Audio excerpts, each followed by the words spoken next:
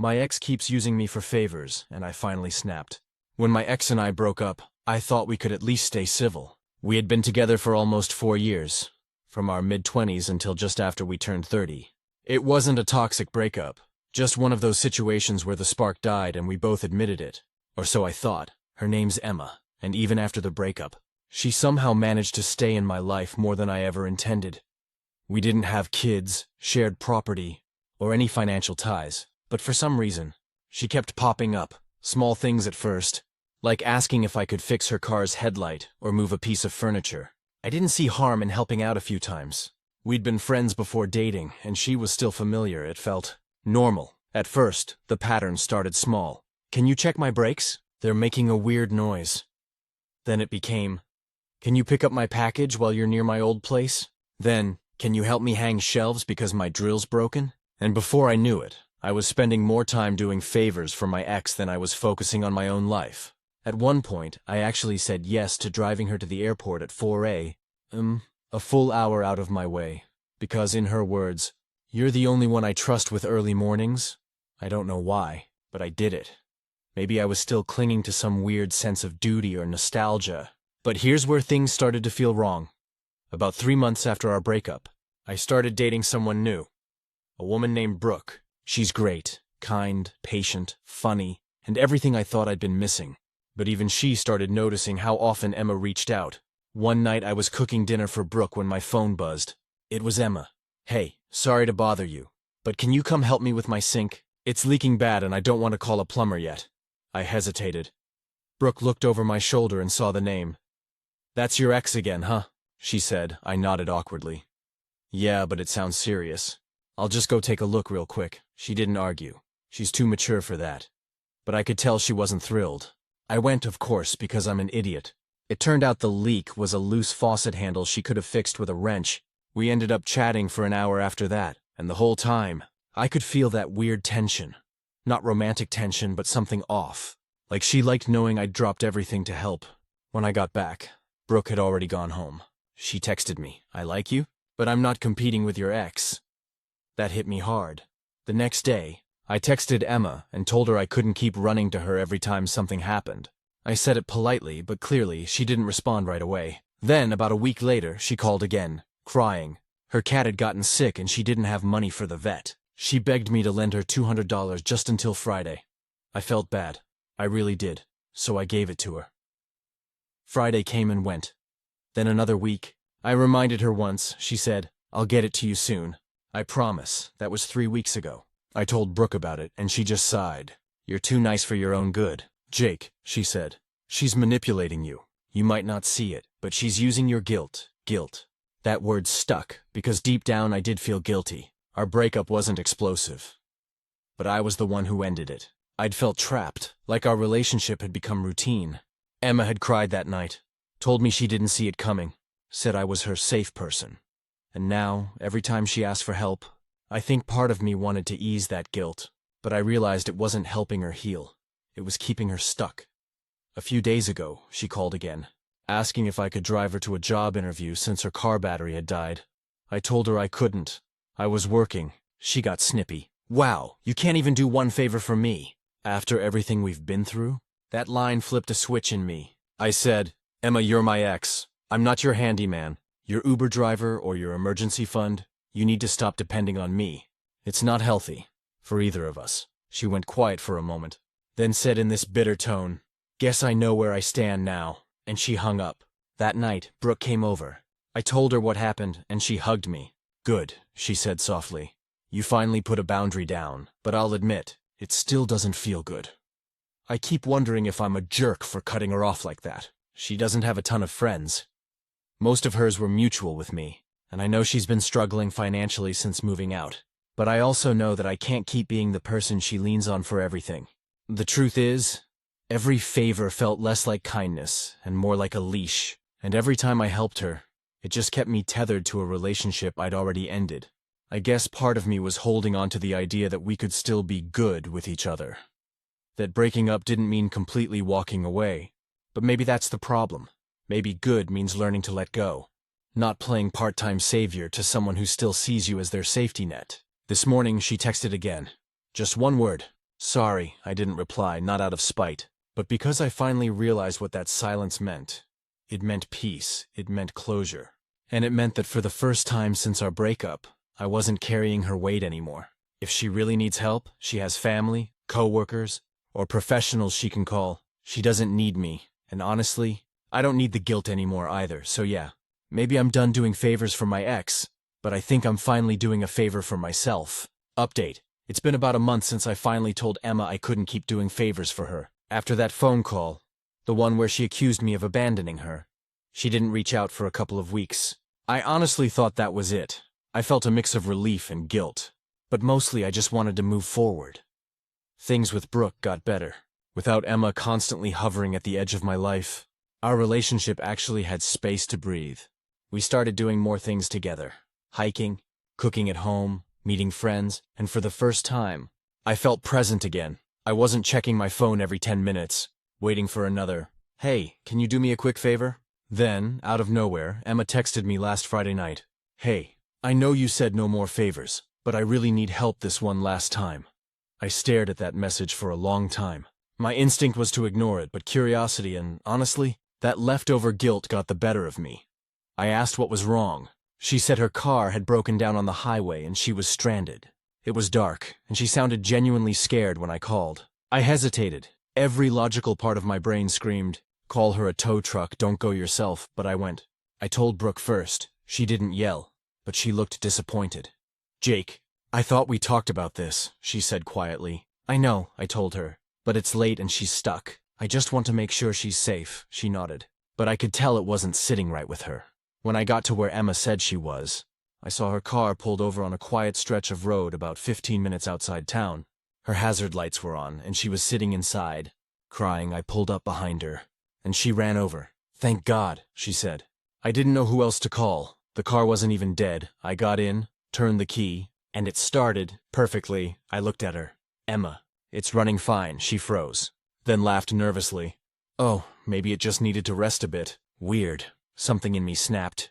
"Did you seriously make me drive out here for nothing?" I asked. Her expression shifted.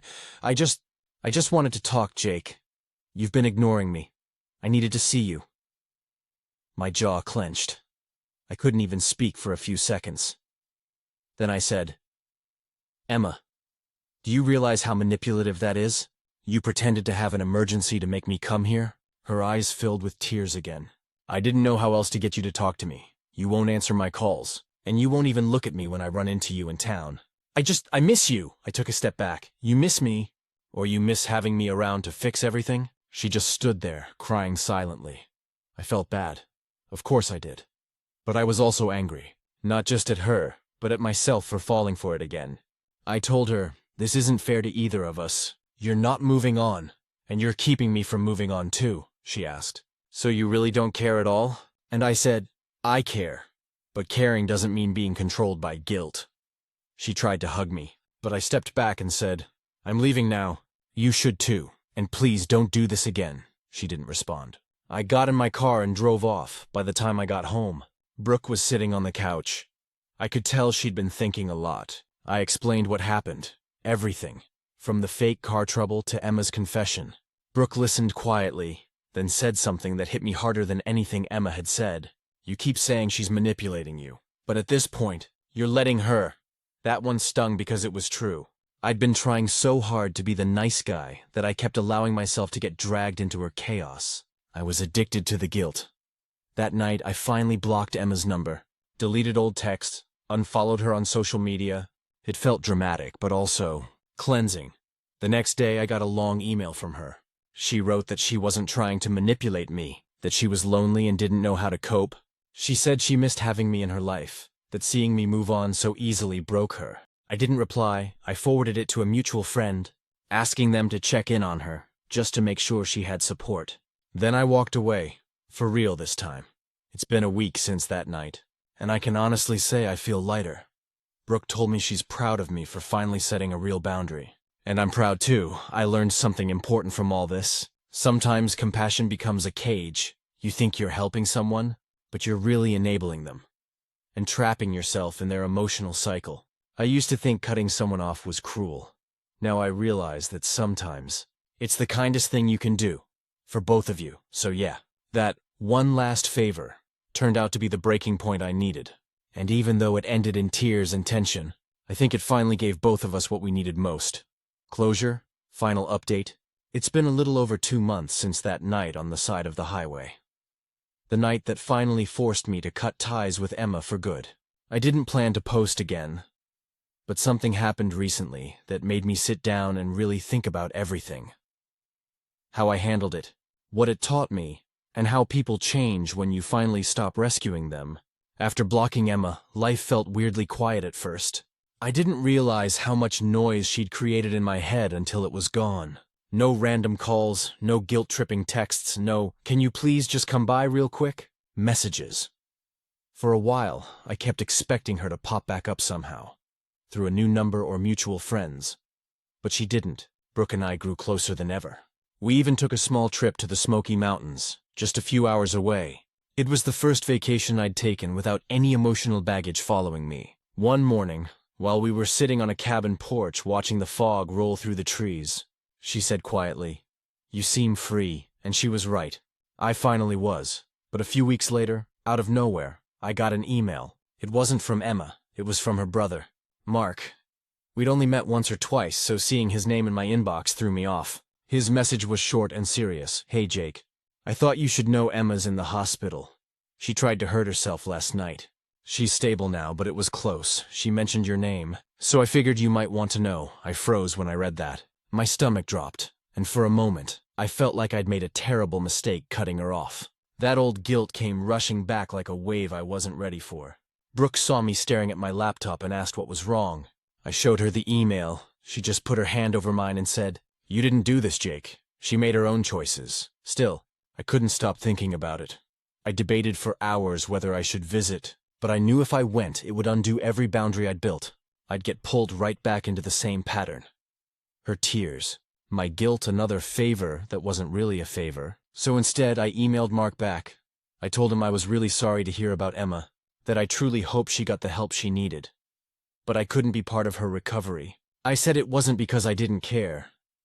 It was because I cared too much to make things worse. He actually replied, and what he said surprised me. "I get it, man. Honestly, we all told her she relied on you too much. She's finally getting therapy now. I think she needed to lose you to see how deep she was sinking." That hit me hard. A few days later, I got a letter in the mail. It was handwritten, no return address, but I knew the handwriting right away. Emma. It started with, "Don't worry. I'm not asking for anything this time." She went on to say she was sorry, truly sorry, for how she treated me. She admitted she'd used fear, guilt, and emotional manipulation to keep me close because she couldn't handle the idea of me not being there anymore. She said she'd started therapy, and for the first time, she was realizing that what she'd done wasn't love, it was dependency. She wrote, "I wanted to keep you around because you made me feel safe. But the truth is, I never learned how to make myself feel safe. That wasn't your job. It was mine." Reading that made me tear up. It was like a different person wrote it. She even mentioned that she'd gotten a rescue dog, said it helped her get out of bed and feel needed without clinging to someone else. At the end, she wrote, "I hope someday you can think of me and not feel anger or pity, just peace, because that's what I finally feel when I think of you. Peace." I sat with that letter for a long time. I didn't write back. I didn't need to. That letter wasn't meant to reopen anything. It was closure. When I told Brooke about it, she just smiled and said, "That's the ending you both needed." And she was right. Life since then has been simple, quietly, beautifully simple. Brooke and I moved in together last month, and I'm more grounded than I've ever been. I've learned how to say no without drowning in guilt, and I've learned that empathy doesn't mean letting people cross every line you draw. Sometimes, love doesn't end in explosions or betrayal. It just fades into understanding. I don't regret helping Emma when she needed it. I don't regret caring. But I do regret not realizing sooner that saving someone else can cost you yourself. And the truth is, if someone really wants to heal, they'll find a way, with or without you holding their hand. So, to anyone reading this who's been in my shoes, constantly bailing out someone who can't seem to stand on their own, remember this: letting go isn't abandonment. Sometimes, it's the first real kindness you give them. And sometimes, like it did for me, it's the moment you finally get your own life back. Stories number 2. My sister called me controlling because I wouldn't let her dogs loose in my new car. So, this happened a few weeks ago, and I'm still trying to figure out if I overreacted or if my sister is just being unreasonable. I 31M recently bought my first brand new car. It's a 2025 Toyota Highlander. Nothing overly fancy, but definitely the nicest thing I've ever owned. I've always been the type to drive beat-up used cars, so getting something brand new with that new car smell and all was a big deal for me. I've been saving for years. My sister, Rebecca 29F, has two golden retrievers, Max and Luna, who she treats like her children. She's always been that person who brings her dogs everywhere.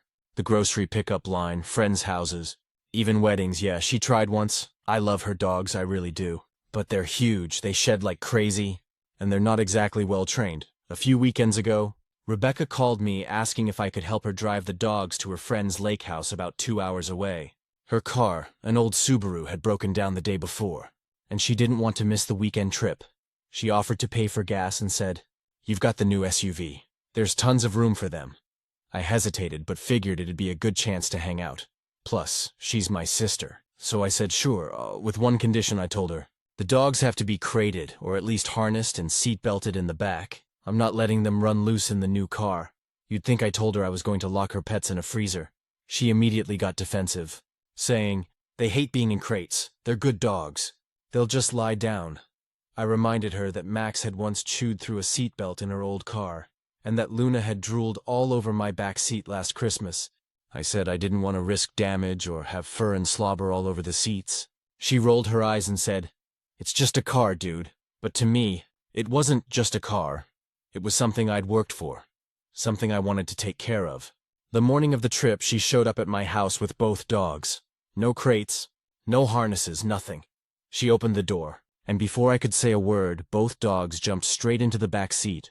Max's paws hit the leather, and I swear I felt my soul leave my body. I said, "Becca, no. I told you they need to be secured." She huffed. "You're being ridiculous. They're fine." I stood there, trying to stay calm. Either they go in harnesses, or they don't go. She crossed her arms and said, "Then I guess we're not going." I said, "Guess not," and closed the car door. She looked at me like I'd just kicked her puppy. Pun not intended. Then stormed off, muttering, "Unbelievable." A few hours later, my mom called. Apparently, Rebecca had told her that I'd refused to help her when she needed me. Mom said, "Can't you just relax a little?" "They're family," I said. "The dogs are family." "Not the car." Mom didn't laugh. "Now Rebecca isn't really speaking to me. She's been cold in our family group chat and skipped our Sunday dinner last week. My brother told me she's been ranting about how I value possessions over people. But here's the thing. It's not about the car. It's about respect. I gave her one simple condition. I wasn't saying no to helping. I was saying no to her ignoring boundaries. I've been over to her place plenty of times and taken my shoes off because she asks me to. I've watched her scold people for sitting on her couch with food. But apparently, when I have a rule, it's uptight. The funny thing is, the next weekend, she borrowed a friend's car and posted pictures on Instagram from the lake house. Both dogs were lying across the back seat, muddy and wet, tongue out, clearly having the time of their lives. I couldn't help but imagine the smell. I sent her a message saying, "Glad you made it safely," trying to keep the peace. She read it but didn't reply. Then last night, she called out of the blue. She sounded calm at first, but then said, "I just don't get how you could choose your car over helping your sister. It's just a thing. It's replaceable," I told her. "Yeah, it's replaceable. With money I don't have. And besides, you didn't respect what I asked. It's not about the car. It's about the fact that you think your way automatically comes first." She got quiet and said, "You used to be so easygoing," I said. "Maybe that's the problem. I was easygoing while everyone walked all over my stuff." She hung up after that. Now I'm sitting here wondering if I was too harsh. Maybe I could have compromised somehow. Like covered the seats or something. But at the same time, I can't shake the feeling that this is a pattern with her. Every time she doesn't get her way, she acts like I'm the villain. Part of me feels guilty because it's just dogs. But the other part of me feels like if I cave on this, she'll keep pushing. Next time it'll be something else, like letting them roam through my house or scratch up the furniture. I told a friend about it and he said, "Dude, you're absolutely right. My sister ruined my leather seats with her Labrador's claws." "Stand your ground," another friend said. "It's just family drama. Apologize and move on." It's not worth losing your sister over a car.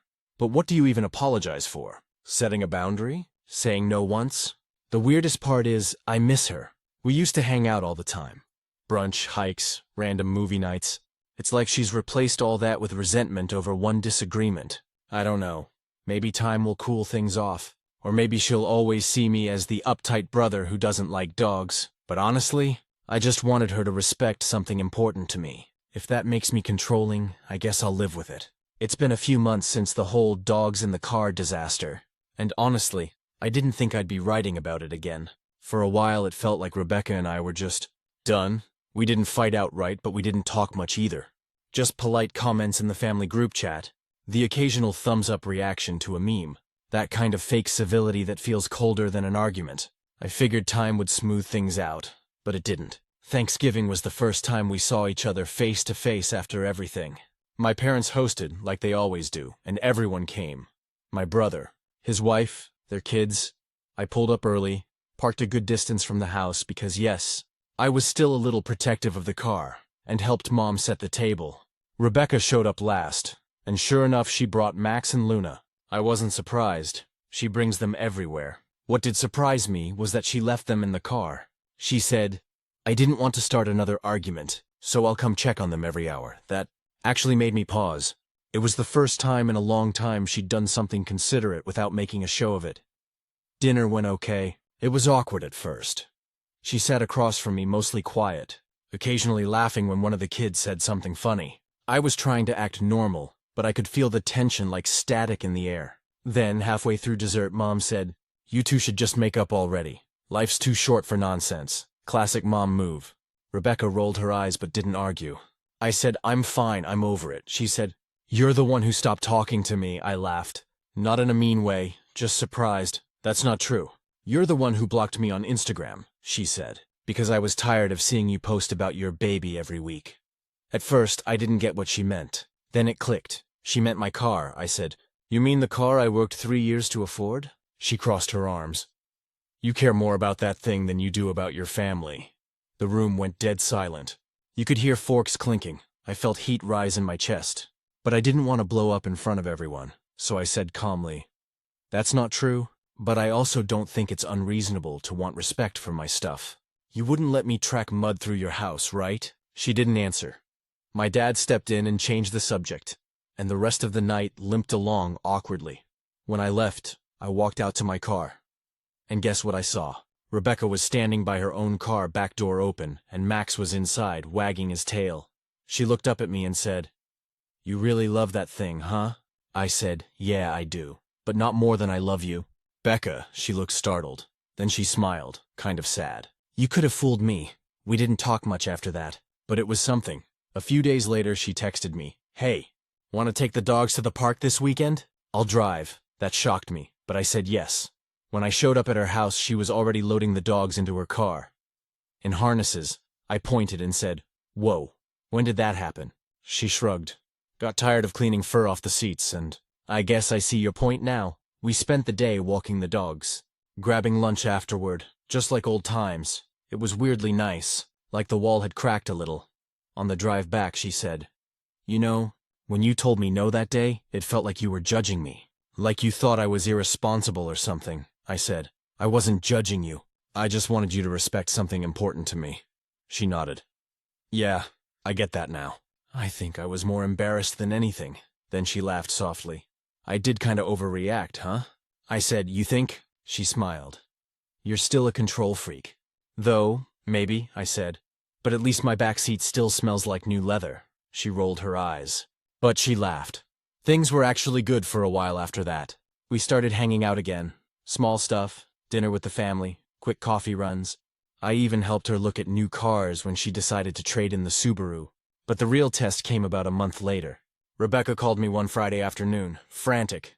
She'd been driving with the dogs when her new car started smoking. She was on the side of the road, about 20 minutes from my house. I told her I'd come get her. When I pulled up, she was sitting on the curb with both dogs next to her. They were panting, tails wagging, totally unaware of the chaos. Her car looked fine, just overheated. I offered to give her and the dogs a ride home. She looked hesitant. In your car? I said, Yeah, in my car, but she cut me off laughing. I brought the seat covers and the harnesses. Don't freak out. I swear I almost teared up, so I helped her get them strapped in. They behaved perfectly the whole ride. No slobber. No scratches, no chaos. Just two happy dogs staring out the windows. When we got to her place, she turned to me and said, "I really appreciate it, Nate. And I'm sorry for being such a jerk about it before," I said. "It's okay. I get it now. You were just defending your babies," she smiled. "Yeah, but maybe I needed to learn that other people have boundaries too." Now, it's become kind of a running joke between us. Anytime she gets into my car, she pats the seat and says, "Don't worry, I brought their Sunday best." We still bicker sometimes because we're siblings, but it feels different now. More like teasing than tension. The biggest surprise, though? She's actually gotten super into training the dogs. She even took them to a behavior class and they're way calmer now, I teased her once, saying, "Wow, who's the control freak now?" And she just laughed and said, "Guess it runs in the family."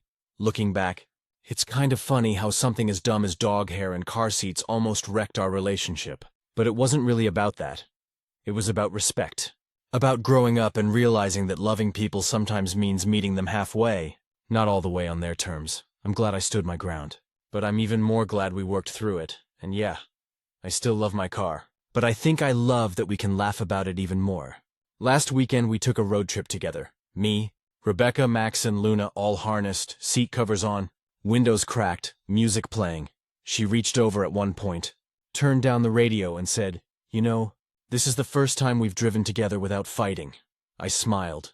"Guess we're both growing up?" She laughed. "Speak for yourself." And then Max barked from the back seat, like he was agreeing with her. For once, I didn't even mind the fur on the seat. It's been just over a year since the whole dog and car feud finally settled. And honestly, I can't believe how far things have come. It's wild to think that something so small, literally a few paw prints and some stubborn pride, almost tore apart my relationship with my sister. Life looks completely different now for both of us. Rebecca ended up meeting someone not long after that last road trip we took together. A guy named Daniel. He's a vet tech, and honestly, he's perfect for her. Kind of quiet, but the kind of guy who radiates patience. I met him for the first time at a family barbecue, and he walked up to me and said, "You must be the famous brother with the shiny car." I laughed and said, "Infamous? Maybe," he grinned. "Rebecca told me all about it. Don't worry, I'm on your side." Apparently, when they first started dating, Rebecca told him the car story like some kind of family legend. But instead of taking her side, he said, "He was right to want his car protected," she said. That's when she knew he was one of the good ones. They've been together ever since. They moved into a small house in the suburbs, fenced yard and all. And Max and Luna finally have the space they deserve. Here's where it gets kind of full circle. A few months ago, Rebecca called me up and said, "Hey, I need a favor." "Big one," I laughed and said. "If it involves dogs in my car." "The answer's still probably no," she said. "Relax. I need your help buying a new car." So we spent an entire Saturday at the dealership, test driving SUVs, and I swear, watching her check trunk space and ask about interior material durability made me feel like I'd entered the Twilight Zone. At one point, she looked at the salesperson and said, "Is this upholstery scratch resistant? My dog shed a lot, and I'd like to keep it clean." I just stared at her and said, "Who are you, and what have you done with my sister?" She laughed. "People change, Nate." That became our running joke for the day. She ended up buying a 2024 Subaru Ascent, almost the same model as her old one, but newer, sleeker, safer. When we were signing the papers, she turned to me and said, "You're the first person I'm letting drive it, by the way." I raised an eyebrow. "Aren't you worried I'll bring my shoes or drink coffee inside it?" She smirked. "Don't push it." After that, things started to feel even more normal, the kind of normal we hadn't had since before the fight. She started coming over again for dinner, bringing Daniel and the dogs. This time, she'd always put a blanket down before letting them on the couch. And yeah, I finally relaxed too. I stopped flinching every time a paw brushed against the car door. Maybe because I realized something I hadn't before. It wasn't about perfection anymore. It was about connection. One day, Rebecca and Daniel invited me on a camping trip. 3 cars, a bunch of their friends, the dogs, the whole 9 yards. I almost said no. I'm not exactly a sleep-in-the-woods kind of guy. But something in me said, go, so I did. We drove upstate, parked near this massive lake, and set up tents. The first night was perfect. Cool air, stars, fire pit, roasted marshmallows. Everyone was laughing, telling stories. At one point, Daniel leaned over to me and said, "You know, Becca told me she almost cut you off over that car thing. Said she thought you'd never forgive her," I said. "I almost didn't," he nodded. "Yeah, she knows that. But she also said it made her realize how she handles conflict, and that you were probably the first person who ever told her no and meant it." That hit me. Because it was true, Rebecca's always been the kind of person who bulldozes through life, expecting everyone to fall in line because she's so full of energy and charm, and for the longest time I did. I'd just go along with whatever she wanted because it was easier. Until that one time, with the dogs in the car, when I didn't think saying no would teach her anything. I just wanted to protect my seats. But it ended up being about a lot more than that. The next morning, we all went for a hike, and of course, Max and Luna got absolutely filthy, mud, lake water, the works. I winced a little when they ran toward my SUV, but Rebecca stopped them and said, "Whoa, whoa, not yet. Towel time first." She grabbed a bag from the trunk and started wiping them down, humming to herself like it was the most natural thing in the world. When she was done, she looked at me and said, "See? Growth," I laughed. "Proud of you, sis," she smiled. "You should be. You helped." Later that day, as we packed up to head home, she surprised me again. She asked, "You want to drive my car back?" I looked at her, confused. "Really?" She tossed me the keys. "Yeah, I trust you." That one made me laugh. So we caravanned home, me in her new Subaru, her following behind with Daniel and the dogs in my car. When we stopped for gas halfway, she walked up, handed me a coffee, and said, "I didn't spill any, by the way. It sounds small." But that moment meant something. We'd both grown up in our own weird ways. She'd learned that boundaries don't mean rejection, and I'd learned that sometimes letting go a little doesn't mean losing control. It just means trusting that the people you love can respect you back. A few weeks after that trip, she and Daniel got engaged. She asked me to be her man of honor. I joked that I'd only do it if Max and Luna weren't in tuxedos. She said, "No promises," and at the wedding, small ceremony, backyard, sun setting just right. The dogs were, of course, there, but this time they were calm, sitting next to her parents, tails wagging quietly during her speech. Rebecca looked right at me and said, "My brother taught me how to grow up, by saying no. Even when it wasn't easy, I didn't cry. But I came dangerously close. Now every Sunday, she and Daniel come over for dinner. The dogs run around my yard while we eat on the patio. Sometimes I'll drive them all to the park in my car. And when I do, Rebecca always makes sure to put the seat cover down herself. It's funny. If you told me 2 years ago that this would all come out of one dumb argument about dog hair and leather seats, I would have laughed. But it did. It really did. And maybe that's how family works sometimes. It's not about always agreeing or even understanding each other right away. It's about bumping heads, learning lessons, and then figuring out how to love each other better because of it. So yeah, I still keep my car clean, but I've learned to care a little less about perfection, and a lot more about people, especially the ones who used to drive me crazy. Stories number 3. When my mother-in-law tried to humiliate my dad, I made sure she got a taste of her own medicine. So this happened a few months ago, and I still go back and forth on whether I handled it right or not. I, 29F, have been married to my husband, Luke, 31M, for almost 2 years. He's an incredible partner, steady, kind, and always tries to see the best in people. Unfortunately, that trait doesn't always work in his favor, especially when it comes to his mother, Susan. Susan is the kind of person who thrives on being the center of attention. She's very proper, or at least tries to come across that way. Everything is about appearances, status, and control. I've learned to deal with her little passive-aggressive comments, but my dad, Frank, hasn't had as much exposure to her, and after what happened, I wish he never had. My dad is one of the most down-to-earth people you could meet. He's a retired mechanic, very easygoing, and loves a cold beer after a long day. He's not an alcoholic or anything like that. He just enjoys it the way some people like a glass of wine with dinner. He's always been respectful and polite, even to people who don't deserve it. So when Luke and I hosted a small family barbecue at our house, I was honestly looking forward to everyone finally being in the same space. My dad and Susan had never met before, and I naively thought maybe, just maybe, they could coexist for one afternoon. At first, it went fine.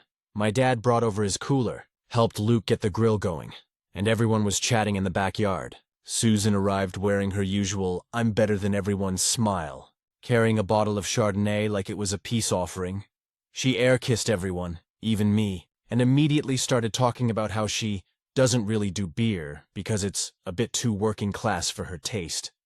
I rolled my eyes but let it go. Dad didn't seem to notice, or maybe he did and just didn't care. He was in his element, flipping burgers, cracking jokes, being his warm, genuine self. Everyone seemed relaxed until Susan decided to make him her next target. When we all sat down to eat, my dad opened a beer. Susan gave this dramatic sigh, loud enough for everyone to hear, and said, "You know, Frank, it's such a shame when older men rely on alcohol to get through family gatherings. It's a bit sad, don't you think?" The whole table went silent. My dad froze mid-sip. I could see the embarrassment flash across his face, but he stayed calm, just smiled a little and said, "It's just a drink, Susan, nothing more." But she didn't stop. She kept going. "Oh, I'm sure it starts that way, but I've seen it before."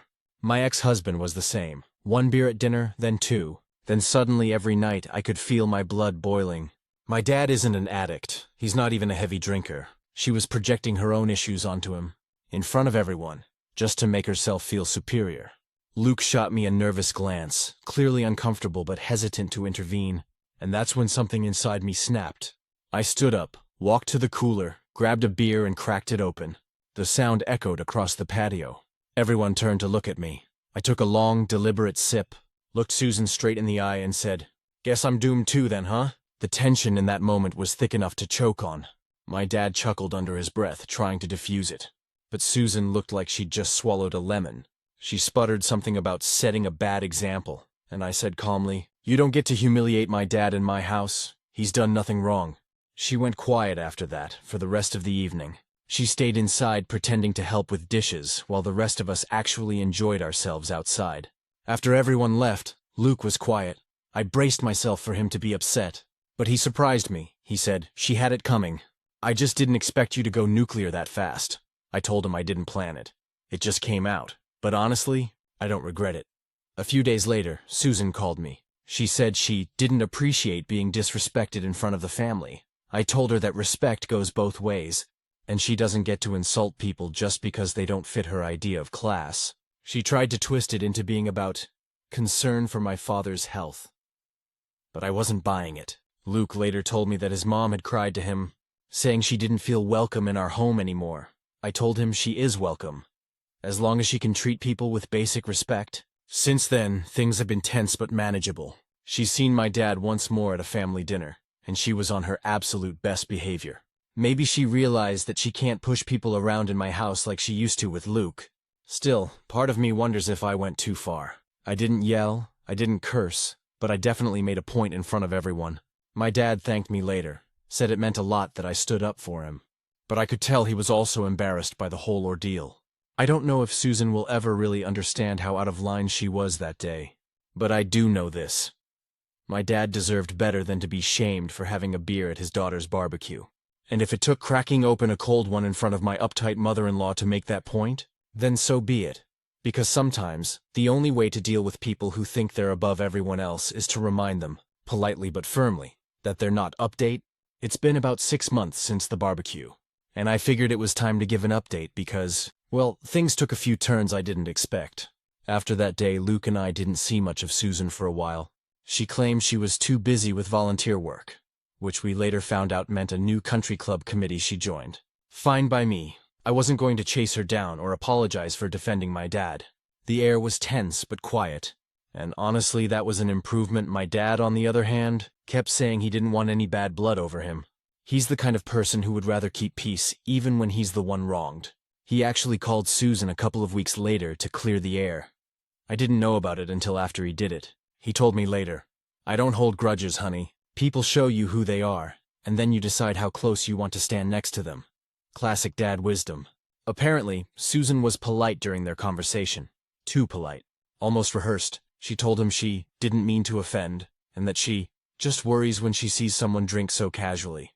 My dad told her point blank, "You don't need to worry about me, Susan. I'm just fine. But if you're going to sit at my daughter's table, you might want to check the judgment at the door." He told me this with a small grin. Like he was proud of himself. I was too.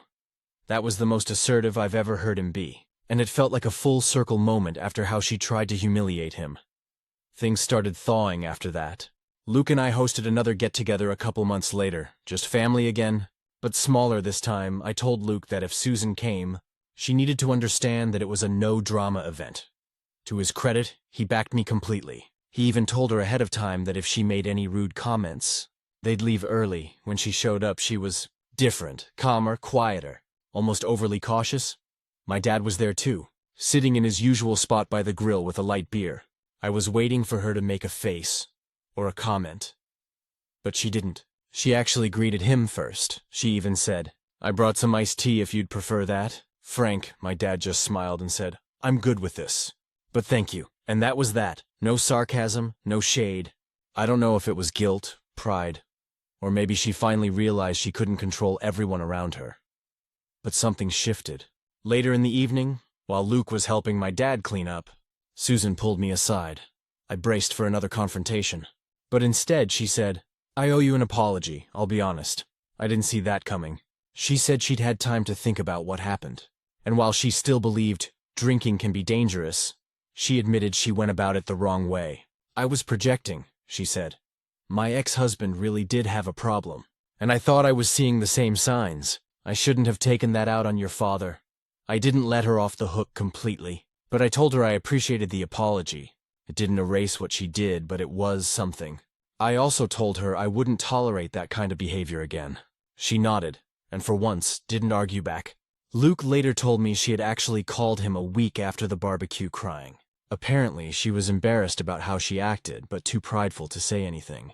It took her months to admit it, and I think she only did because she saw how serious I was about keeping my boundaries firm. Now, things between all of us are surprisingly civil.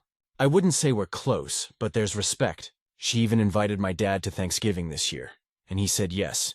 He told me, "I'll go." Maybe she's learning. I laughed because that's so like him, to give people second chances even when they don't deserve them. But honestly, I think it'll be fine this time. Luke and I also grew stronger through this whole ordeal. He told me later that seeing me stand up for my dad made him realize how important boundaries are. He said he used to let his mom steamroll him because it was easier than arguing. Now, he even told her once, "Mom, respect doesn't mean agreement," which, for him, is huge. If there's one thing I've learned through all this, it's that setting boundaries doesn't have to be a declaration of war. Sometimes it's just a line drawn in quiet confidence, and if people can't handle it, that's their problem. Susan might never fully change, but she's trying, and for the first time, I feel like she actually sees me as an adult, not some kid she can lecture or control. As for my dad, he still brings his beer to every barbecue, still cracks the same corny jokes, and still calls Susan ma'am just to mess with her. The two of them even have a weird kind of truce now. One based on mutual tolerance and maybe a little bit of grudging respect.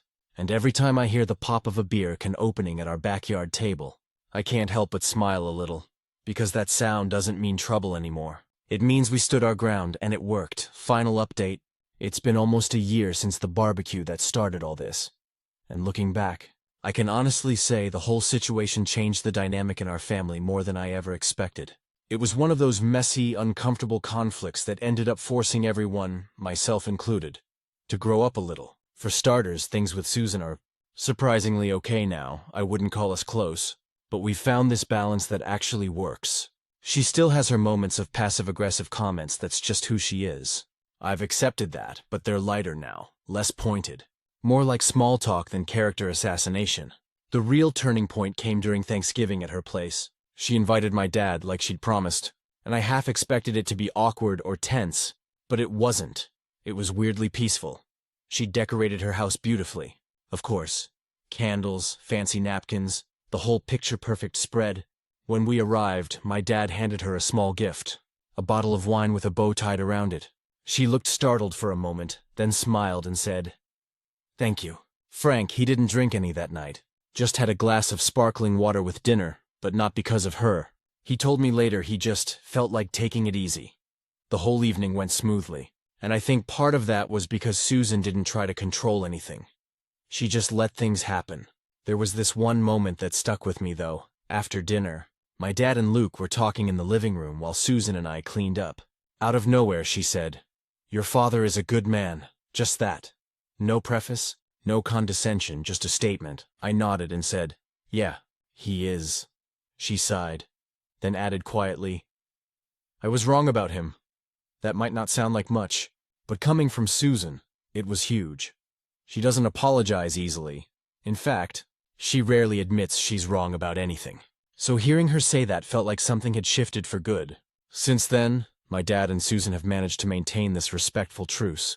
They're not friends exactly, but they get along. My dad still calls her ma'am, half teasing, half polite, and she doesn't even flinch anymore. She just rolls her eyes and says, "You're impossible," but with a smile. Luke and I have gotten closer too. That whole ordeal opened a lot of conversations between us. About boundaries, about how we handle his mom, about how we want to raise our future kids without falling into the same patterns. He told me once, "You know, if you hadn't stood up that day, I probably never would have realized how much control she had over me." That hit me hard because I hadn't thought about it that way. I was just protecting my dad, but in doing so, I kind of gave Luke permission to protect himself too.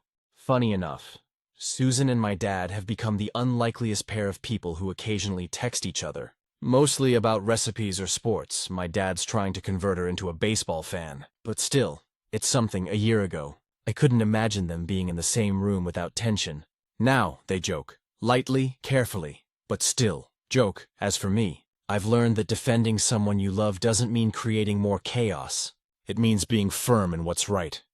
Even when it makes things uncomfortable. I used to avoid conflict at all costs, especially with Susan, because I thought being nice was the same thing as keeping the peace. But sometimes peace only comes after you've drawn a line. I don't regret cracking open that beer. Not one bit. It was petty, maybe, but it came from a place of love. My dad spent his whole life doing right by me, never asking for anything in return. The least I could do was stand up for him once. Susan might never be the warm, easygoing mother-in-law I dreamed of, but she's learning how to coexist without judgment. And I think, in her own way, she respects me for not letting her walk all over my family. We even joke about it now. At our last family gathering, someone mentioned beer, and Susan smirked at me and said, "Should I grab one before you do?" I laughed and told her, "Go ahead, I'll get the next round." It was a small thing, but it felt like closure. I know people say family drama never really ends. It just changes shape.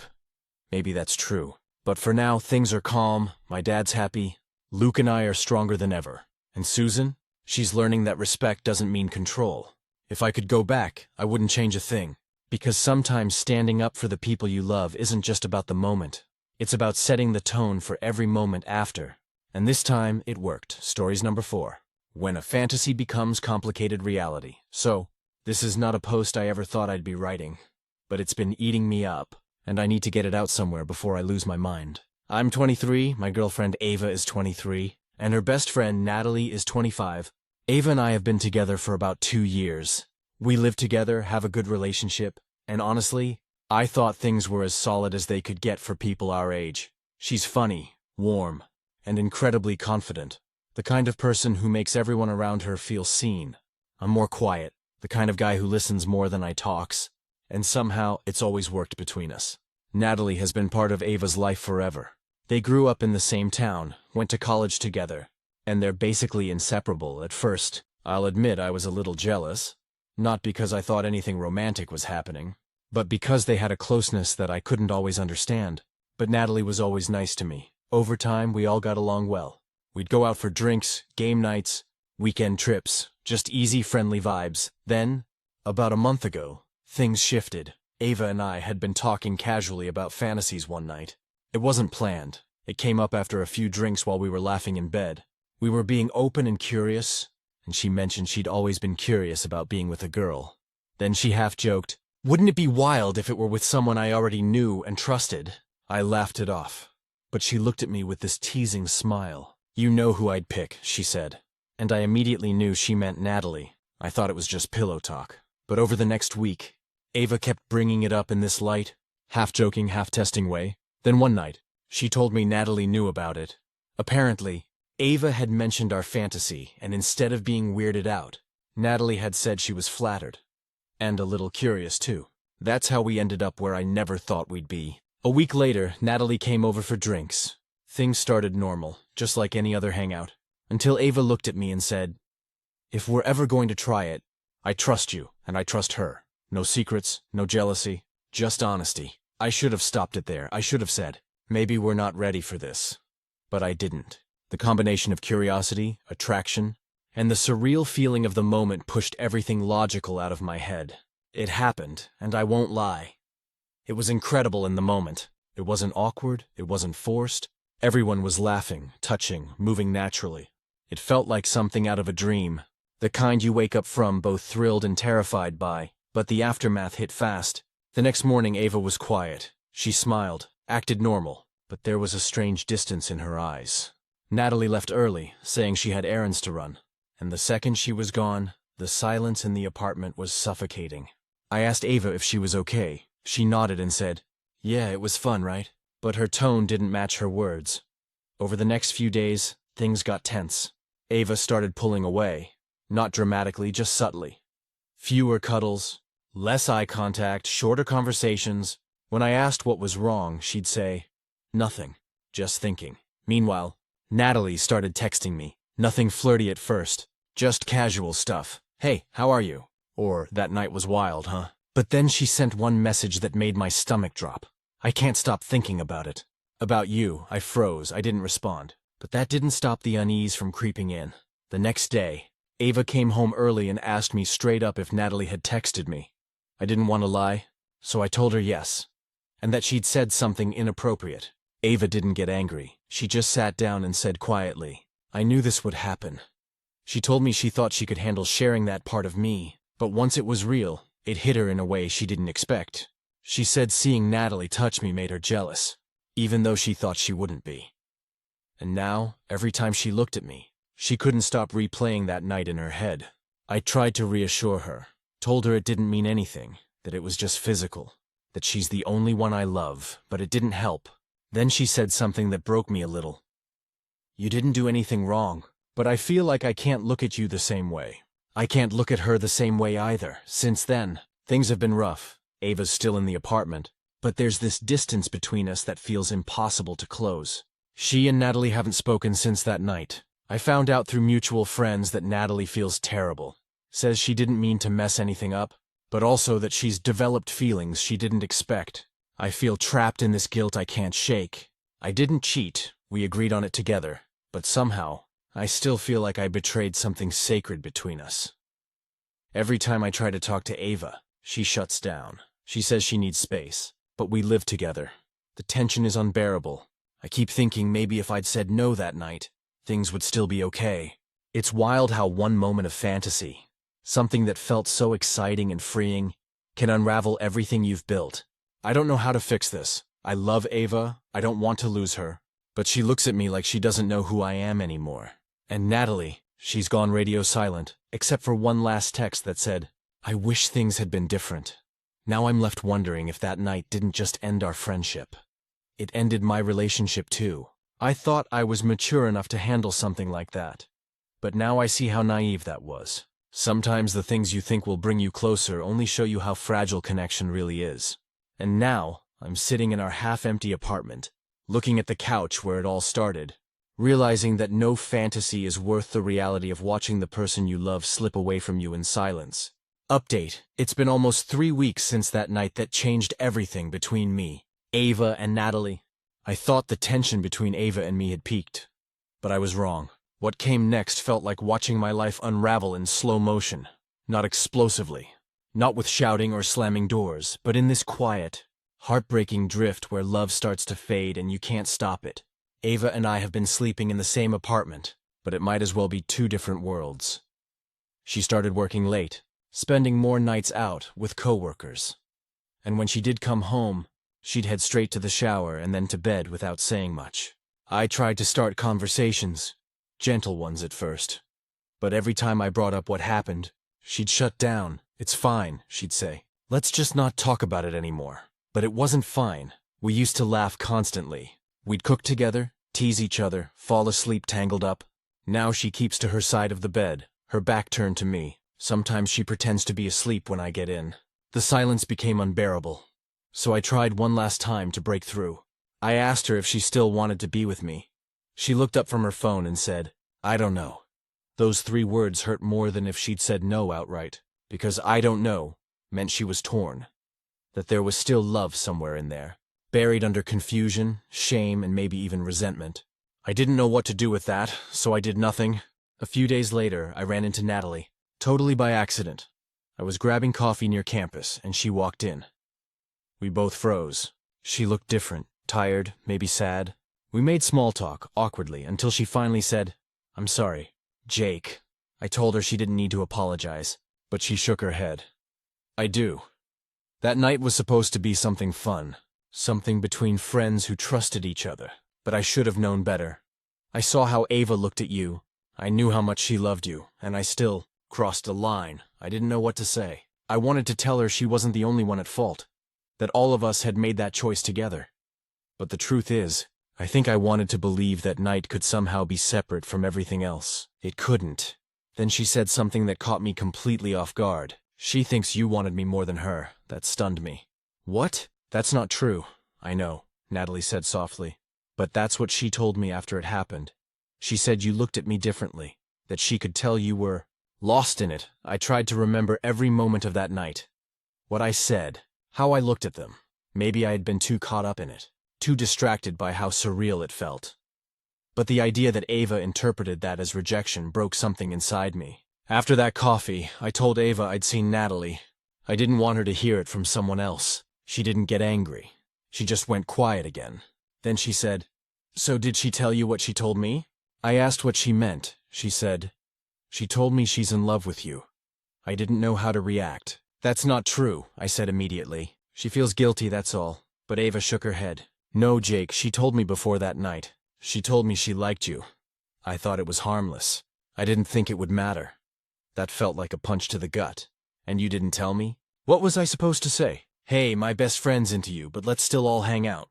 I thought it was nothing, but then she told me after everything, that she thought maybe it meant something.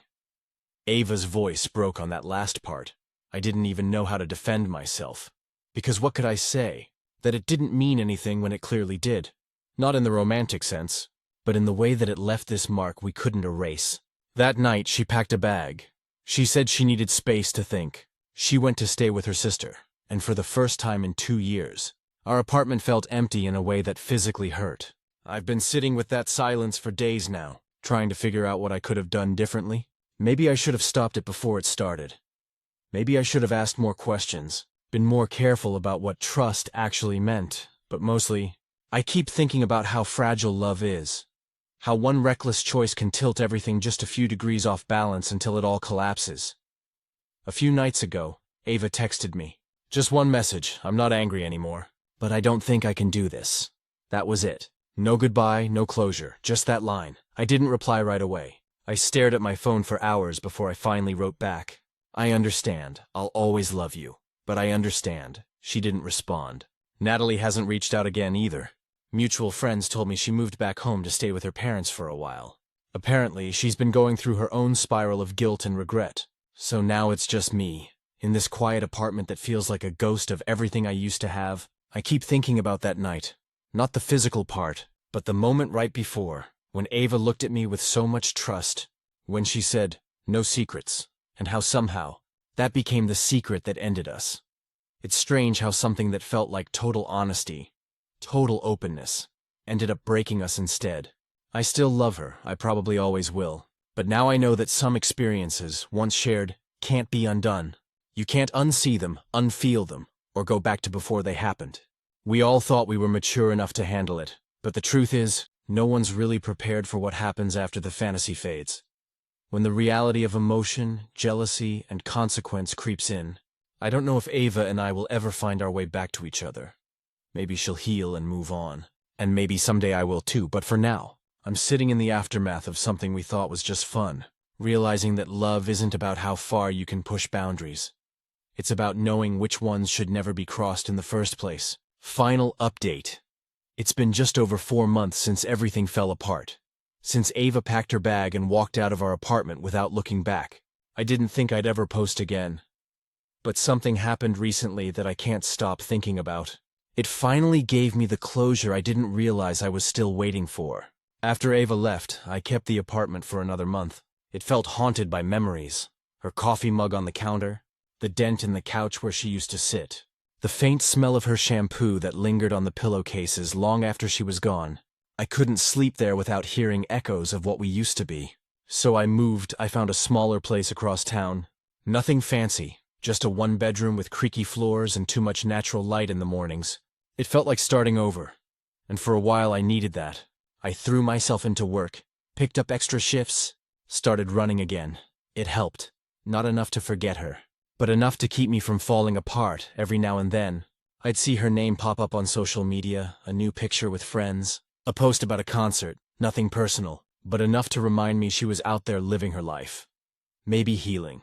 Maybe moving on. I wanted to message her 100 times, but every time I drafted something, it felt wrong. She'd made her choice, and I had to respect it. Then, last week, I saw her in person for the first time since she left. It was at a mutual friend's birthday party. I almost didn't go, but my buddy Eric convinced me. She's probably not even gonna be there, he said. Famous last words. When I walked in, there she was, standing by the bar, laughing at something someone said, holding a drink with a lime wedge in it. The same drink she always ordered. My chest tightened immediately. She looked happy, or at least lighter. She noticed me almost instantly. Our eyes met for a second that felt like an hour. Then she smiled. A small, uncertain smile, and gave a little wave. I nodded back. For most of the night, we stayed on opposite sides of the room.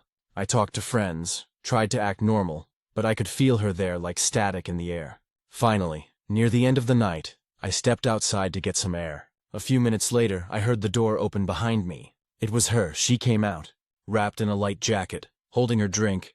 "Hey," she said softly. "Hey," I replied. We stood there for a moment, both unsure of where to start. Then she said, "You look good." "Thanks, you too." She smiled a little. I wasn't sure if I should say hi. "I didn't know if you'd want me to." "I did," I said. "I just didn't know what to say." We talked for almost an hour after that. It wasn't emotional at first, just small talk. Work, friends, life.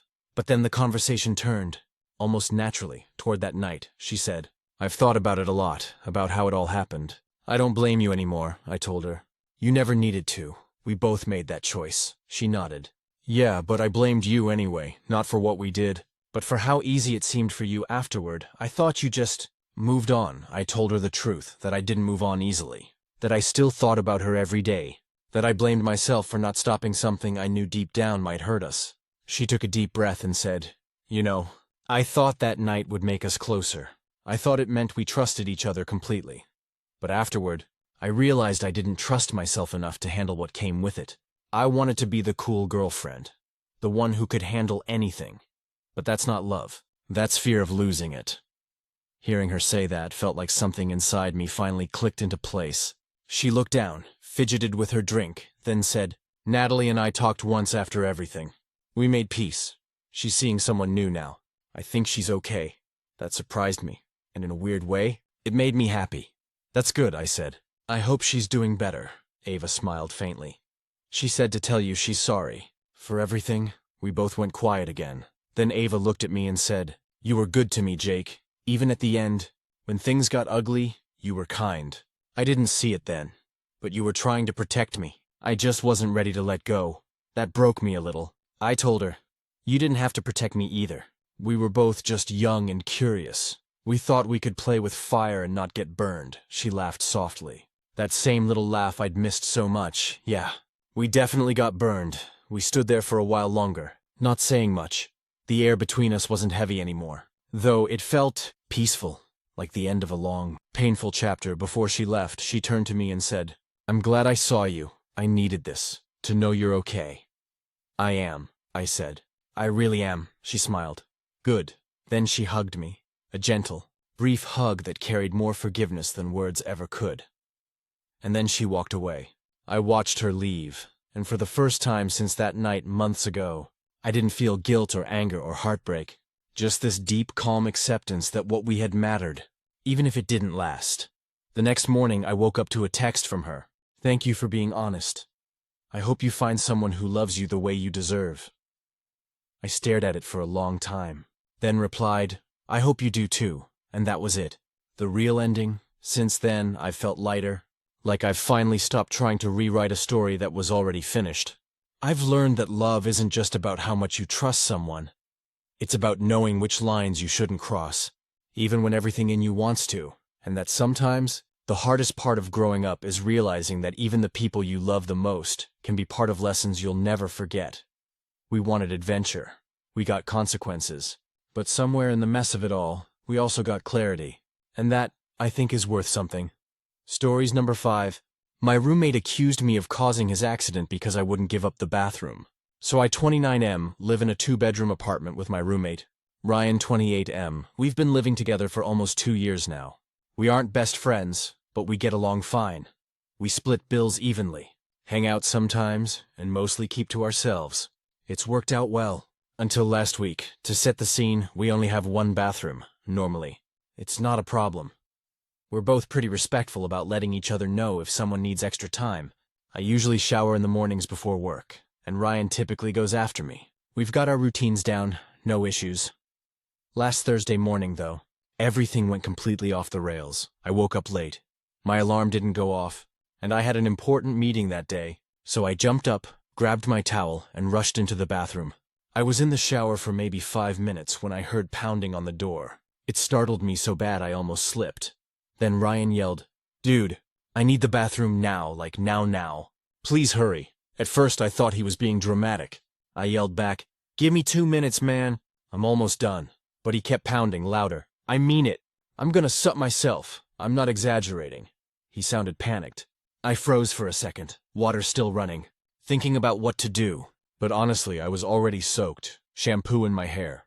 And halfway through my morning routine, I said, "I'll be out as fast as I can. Just hang on." Then I heard him groan and say something like, "Oh God, please hurry." So I rinsed off in maybe 30 seconds flat, shut off the water and grabbed my towel. As I was drying off, I heard this muffled, awful sound from the hallway. It didn't take a genius to figure out what happened. When I opened the door, Ryan was standing there, pale and sweating, and, yeah, he'd had an accident.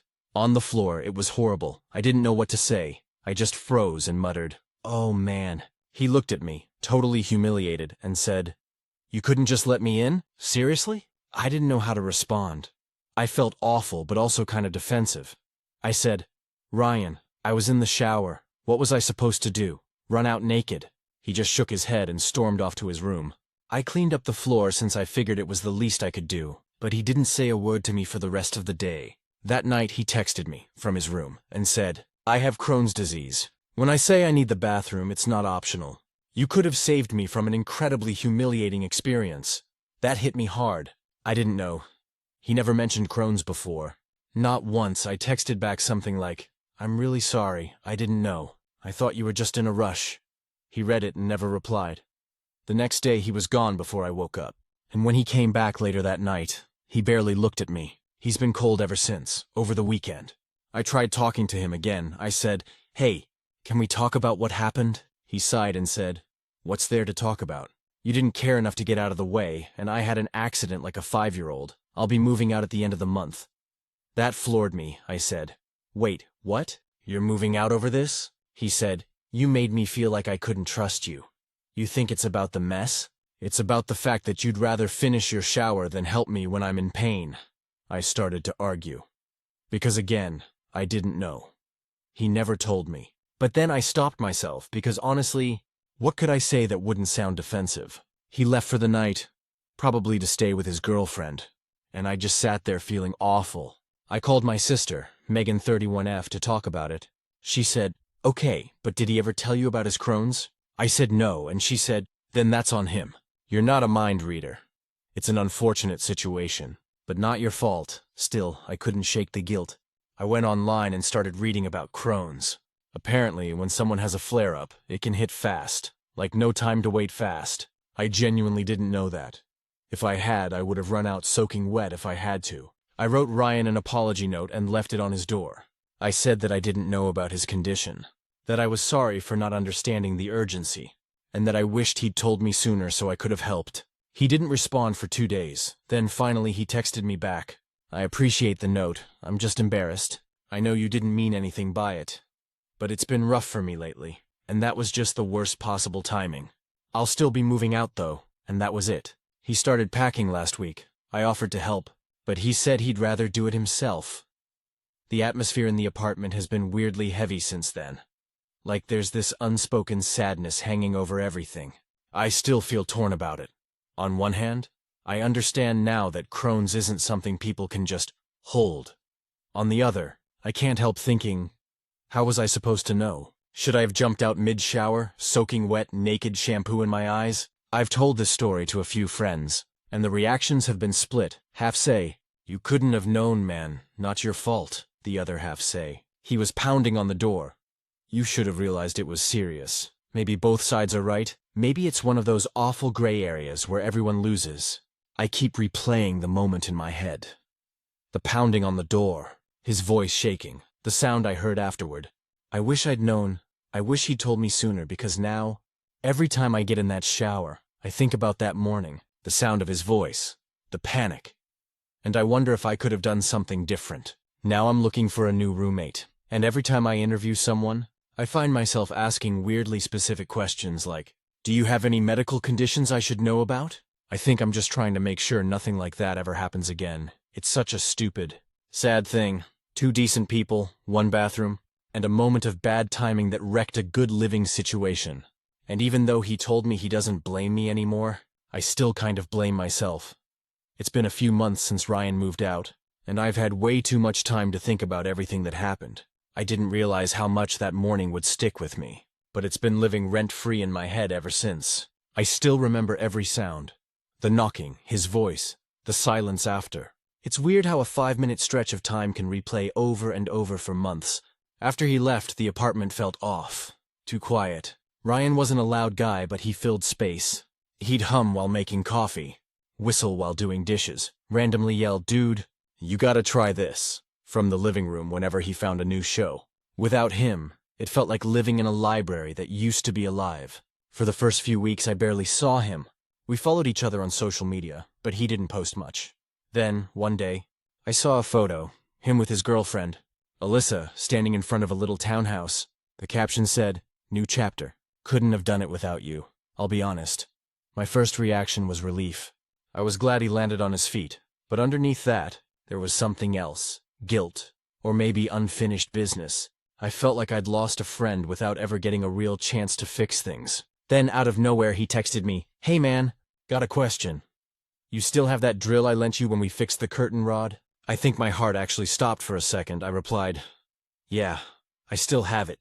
You want me to drop it off?" He said, "Sure, I'll be home tonight if you're around." So I drove over after work. His new place was about 20 minutes away. Nice little townhouse, small yard, quiet neighborhood. When I pulled up, he was outside with Alyssa. Sitting on the porch, he looked healthier, happier even. But I could tell he was nervous too. I walked up with the drill in hand and said, "Hey man," he smiled, kind of small. "Hey, thanks for bringing it." I handed it over. And for a moment, it was like we didn't know what to do. Then Alyssa broke the tension by saying, "I'm gonna take the dog for a walk. You guys catch up." As soon as she left, there was this long silence. Then Ryan said, "So, how's the apartment?" I laughed awkwardly. "Still standing. Still 1 bathroom." He actually laughed too. "Good. Hope it's treating you better than it treated me." That was the opening I needed. I said, "Ryan, listen, I know we kinda made peace over text, but I've been thinking about that morning a lot, and I still feel terrible. I wish I'd done something different." He nodded, looking down. "I know, man. I thought about it too. At first I was just embarrassed and angry. I felt like you didn't care, but that's not fair. You didn't know. I should have told you about the Crohn's." Hearing him say that out loud was like a weight I didn't realize I was still carrying, just lifted a little. He kept going. "I guess I didn't want to talk about it. It's not exactly something you brag about, you know, telling your roommate that your guts might betray you at any second," I said. "Yeah, I get that. But I wish you had. I would have understood." He smiled faintly. "Yeah, I know that now. But honestly, I think we were both just trying to pretend everything was normal. You wanted your morning routine, I wanted my privacy, and those two things collided in the worst possible way." We stood there for a moment, both quiet, the air heavy but not tense. Then he said, "You know the funny thing? My doctor told me that day probably would have been an accident no matter what. When Crohn's flares, sometimes there's just No time, so maybe it wasn't on either of us. I felt this weird mix of relief and sadness. Relief that maybe I hadn't been the direct cause, but sadness that he'd had to go through that at all. We ended up talking for almost 2 hours. About work, life, random stuff. It felt easy again, natural. When I got up to leave, he said, "Hey, I'm really glad you came by," I said. "Me too," then he added, "and for what it's worth, I don't think you're a bad guy. I just think we both had a bad day." That night, I drove home feeling lighter than I had in months. But the story doesn't end there. A few weeks later, I got a text from him again. "Hey, you home? Alyssa made way too much chili. Want to come by for dinner?" I hesitated. Chili? With Crohn's? But I figured, maybe he knows what he's doing. So I went, we ate, laughed, played a few rounds of Mario Kart. Alyssa told me that moving in together had actually been good for his health. Less stress, more consistency, she said. You'd be proud of him. He's really taking care of himself now. And that's when I realized I was proud. He'd taken something humiliating, painful, and turned it into a turning point. And maybe, in a weird way, that morning had pushed him to do that. After dinner, as I was leaving, Ryan said, "You know, I told my doctor about that day." I laughed. "What, like a case study in what not to do?" He smiled. "Kinda. But he said accidents happen. That I shouldn't carry shame about it. So I'm trying not to," I said. "Good, I'm glad." "You don't deserve to," then he said. "And you shouldn't carry guilt either. I mean it, Nate. I forgive you."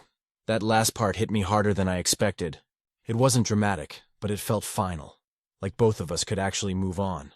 Now, a few months later, we talk regularly again. We even grabbed beers last weekend. When I told him my new roommate was moving in, he asked, "Did you get a second bathroom this time?" I said, "Nope, just bought a plunger and some trauma." He laughed so hard he almost spit out his drink. So yeah, I guess we're good now, better even. If there's anything I've learned from all this, it's that communication is everything. People can't read your mind. And pride, whether it's the kind that keeps you from admitting you're sick, or the kind that makes you finish your shower instead of checking on someone, can make small problems explode. Sometimes you just need to talk to say, "Hey, this is what's going on with me," or even, "Hey, I'm sorry. I still feel bad about what happened that day, and I probably always will a little, but now it's part of a story with an ending, not just an open wound.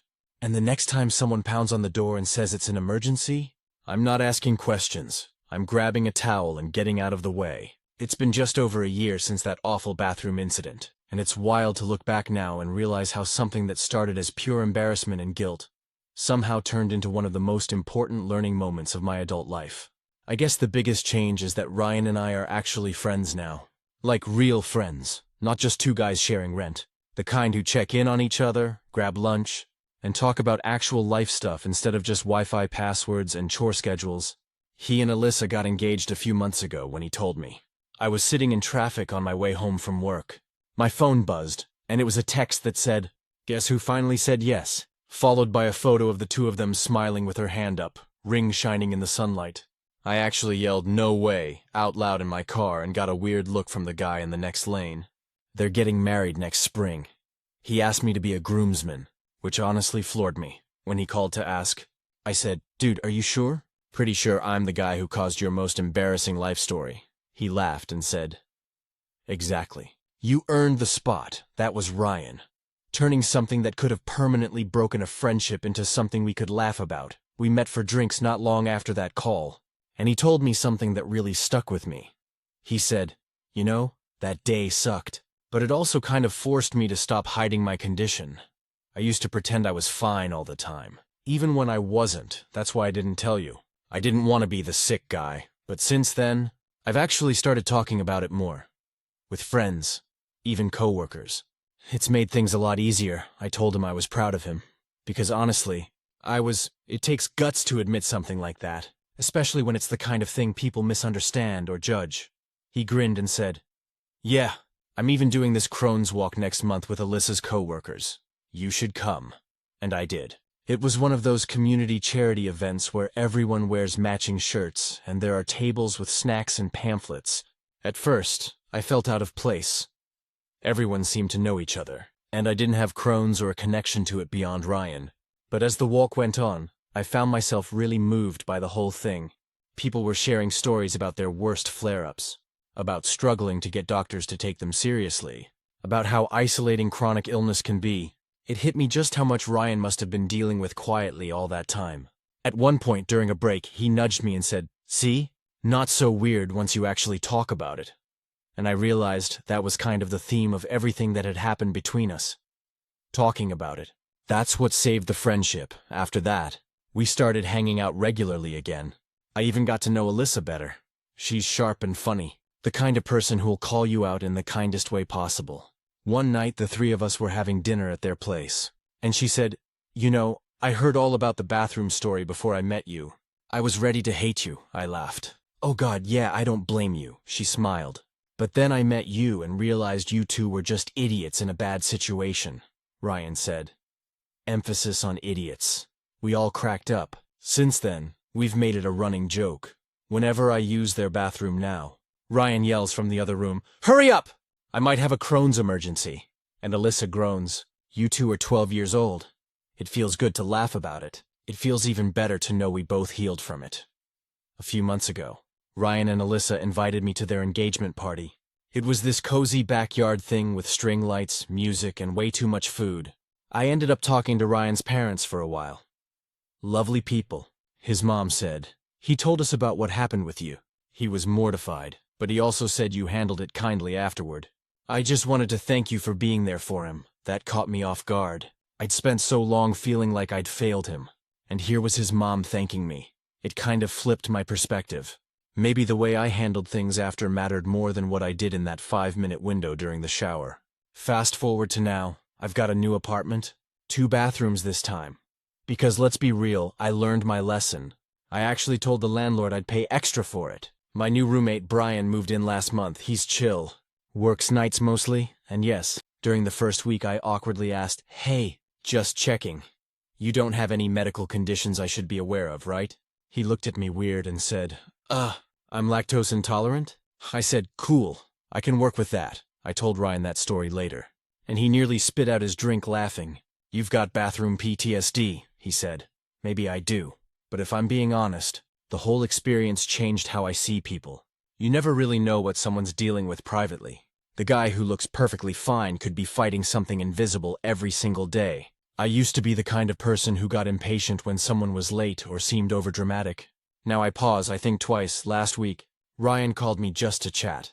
Something he never would have done before. He said, "Hey man, wedding planning is hell. You sure you still want to be a groomsman?" I said, "As long as there's an open bar." Then he said, "You know, I'm glad we went through that whole mess. I mean, it sucked, but it made us closer somehow." And he was right. It's strange how life works. Sometimes the worst, most humiliating days end up teaching you the most. About empathy, patience, and how to treat people with care even when you don't fully understand what they're going through. So yeah, that day still crosses my mind sometimes. The pounding on the door, the panic, the silence. But now it's not this dark cloud hanging over me. It's a reminder. A reminder that mistakes don't have to define a person. They can reshape them. And for what it's worth, every time Ryan visits my new place, I make sure to say, "Bathroom's yours if you need it." He always laughs and says, "Too soon." But I can tell he appreciates it. And honestly, so do I. Stories number 6. He gave me an STD and still thinks we're dating. I never thought I'd be writing something like this. But here we are. I'm 27 and live in Austin. I've been casually seeing this guy Ryan for about 3 months. We met at a friend's rooftop party, hit it off right away, and he seemed like the kind of guy who had his life together. Steady job, funny, emotionally present or at least good at pretending to be, and charming in that knows how to make everyone laugh kind of way. It wasn't serious at first. We'd hang out once or twice a week, grab drinks, sometimes stay over at each other's places. He wasn't pushy about defining things, and honestly, I wasn't either. I'd just gotten out of a long-term relationship last year, and I was trying to enjoy something light for once. He was fun, easy to be around, and I felt safe with him, or so I thought. About 6 weeks ago, I started feeling off. I brushed it off at first. Tiredness, maybe a reaction to stress. But then the symptoms started. I won't get graphic, but I knew something wasn't right. I went to my OB/GYN, and after a few tests, I got a call that made my stomach drop. I had chlamydia. I sat there in silence for a solid minute, staring at the floor, feeling my whole body go cold. My last relationship ended over a year ago, And I'd been tested since then, clean. The only person I'd been with since was Ryan. My first reaction wasn't even anger. It was shame, I remember thinking. How could I let this happen? I'd been careful. We used protection most of the time. But not every single time, and I guess that was enough. Once the shock wore off, the anger came. I started replaying every conversation we'd had about sexual health. Every vague answer he gave. Every time he brushed off the topic with a joke like, "Don't worry, I'm clean as a whistle." So now I had to do something I'd never done before. Call someone and tell them they gave me an STD. I didn't want to text it. It felt too serious for that. I called him. He answered on the second ring, all cheerful, asking how my day was. I took a deep breath and said, "Hey, we need to talk about something important. I just got back from my doctor, and I tested positive for chlamydia." There was this long silence on the line. Then he laughed. Actually laughed, he said, "You're joking, right?"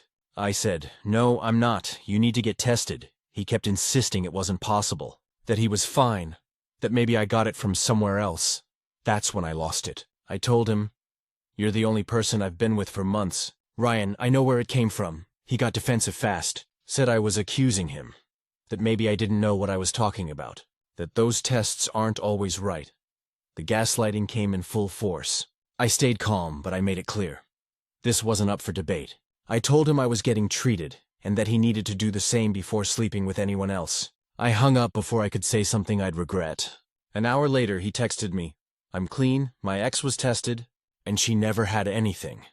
That message made me want to throw my phone at the wall. First of all, what does his ex have to do with me? Second, that's not how testing works.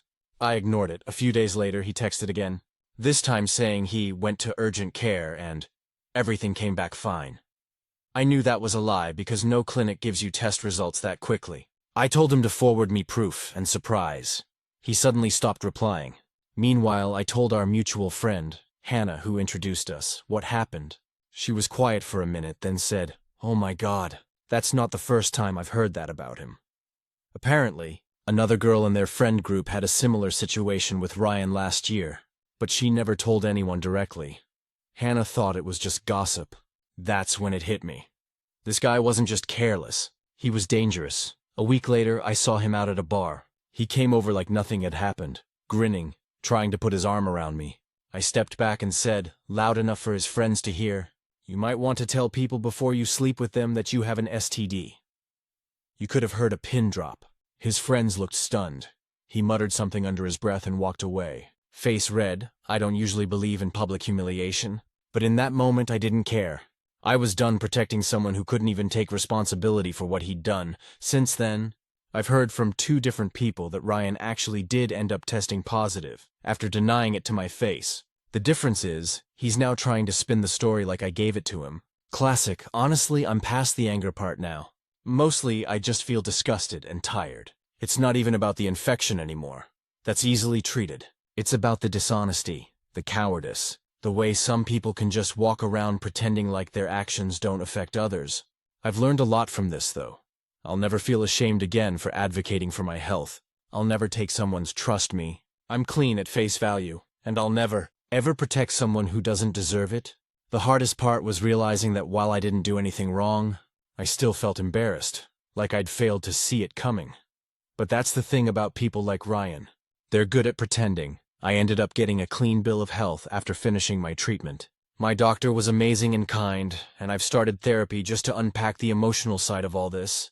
It's not just physical. It's about how easily trust can be broken when you think you're being careful. As for Ryan, I haven't spoken to him since that night at the bar. He blocked me on social media, which is fine by me. I don't need closure from someone like that. What I do need, and what I'm finally giving myself, is peace. The kind that comes from knowing the truth, even when it hurts. So yeah, that's how I told a guy he gave me an STD, not with grace or delicacy, but with honesty and a whole lot of anger that was long overdue. And honestly, I'm proud of that. It's been about 3 months since everything happened with Ryan, and I thought I was finally past it. But apparently, life had one last round of nonsense to throw my way. After the whole bar incident, word spread faster than I expected. Austin isn't a small city, but social circles overlap more than you think, especially when you hang out in the same bars and friend groups. For a while, I tried to avoid anywhere I might run into him. I didn't want drama. I just wanted to move on. Then one night, I was at a local spot downtown with my friend Hannah and her boyfriend, Nick. We were sitting outside, laughing about something completely unrelated, when I looked up and saw Ryan walking in with a group of guys. My heart did that stupid drop thing, but I told myself, you owe him nothing. Just exist in the same space. He saw me too. I could tell by the way he froze for a second before pretending he didn't. Fine by me. Everything was fine for maybe 20 minutes, until I went inside to grab another drink and he followed me. I was standing at the bar when he came up behind me and said, "You really think you can go around telling people lies about me?" I turned around slowly, holding my drink like a shield. "You mean the truth?" He leaned closer and said, "You ruined my reputation. People think I'm diseased or something," I said. "That's not my fault, Ryan. Maybe don't sleep around without telling people you're not tested." He scoffed and muttered something about me being crazy. I just stared at him and said, "If being honest about what happened makes me crazy, then fine, I'll be crazy." Then I walked away. Hannah must have seen my face because she came over right away and said, "Did he say something to you?" When I told her, she looked furious. She walked straight over to him and told him to stay away from me. Apparently, he didn't take that well. The bartender ended up stepping in before it got louder. That night, I went home feeling shaken but also strangely empowered. Yeah, it was uncomfortable, but I didn't back down. A year ago, I might have cried or apologized for making someone uncomfortable. Not anymore. The next morning, I woke up to a flood of DMs. Turns out, Ryan posted something on his Instagram story about people spreading rumors because they can't take rejection. He didn't name me, but everyone who knew both of us figured it out instantly.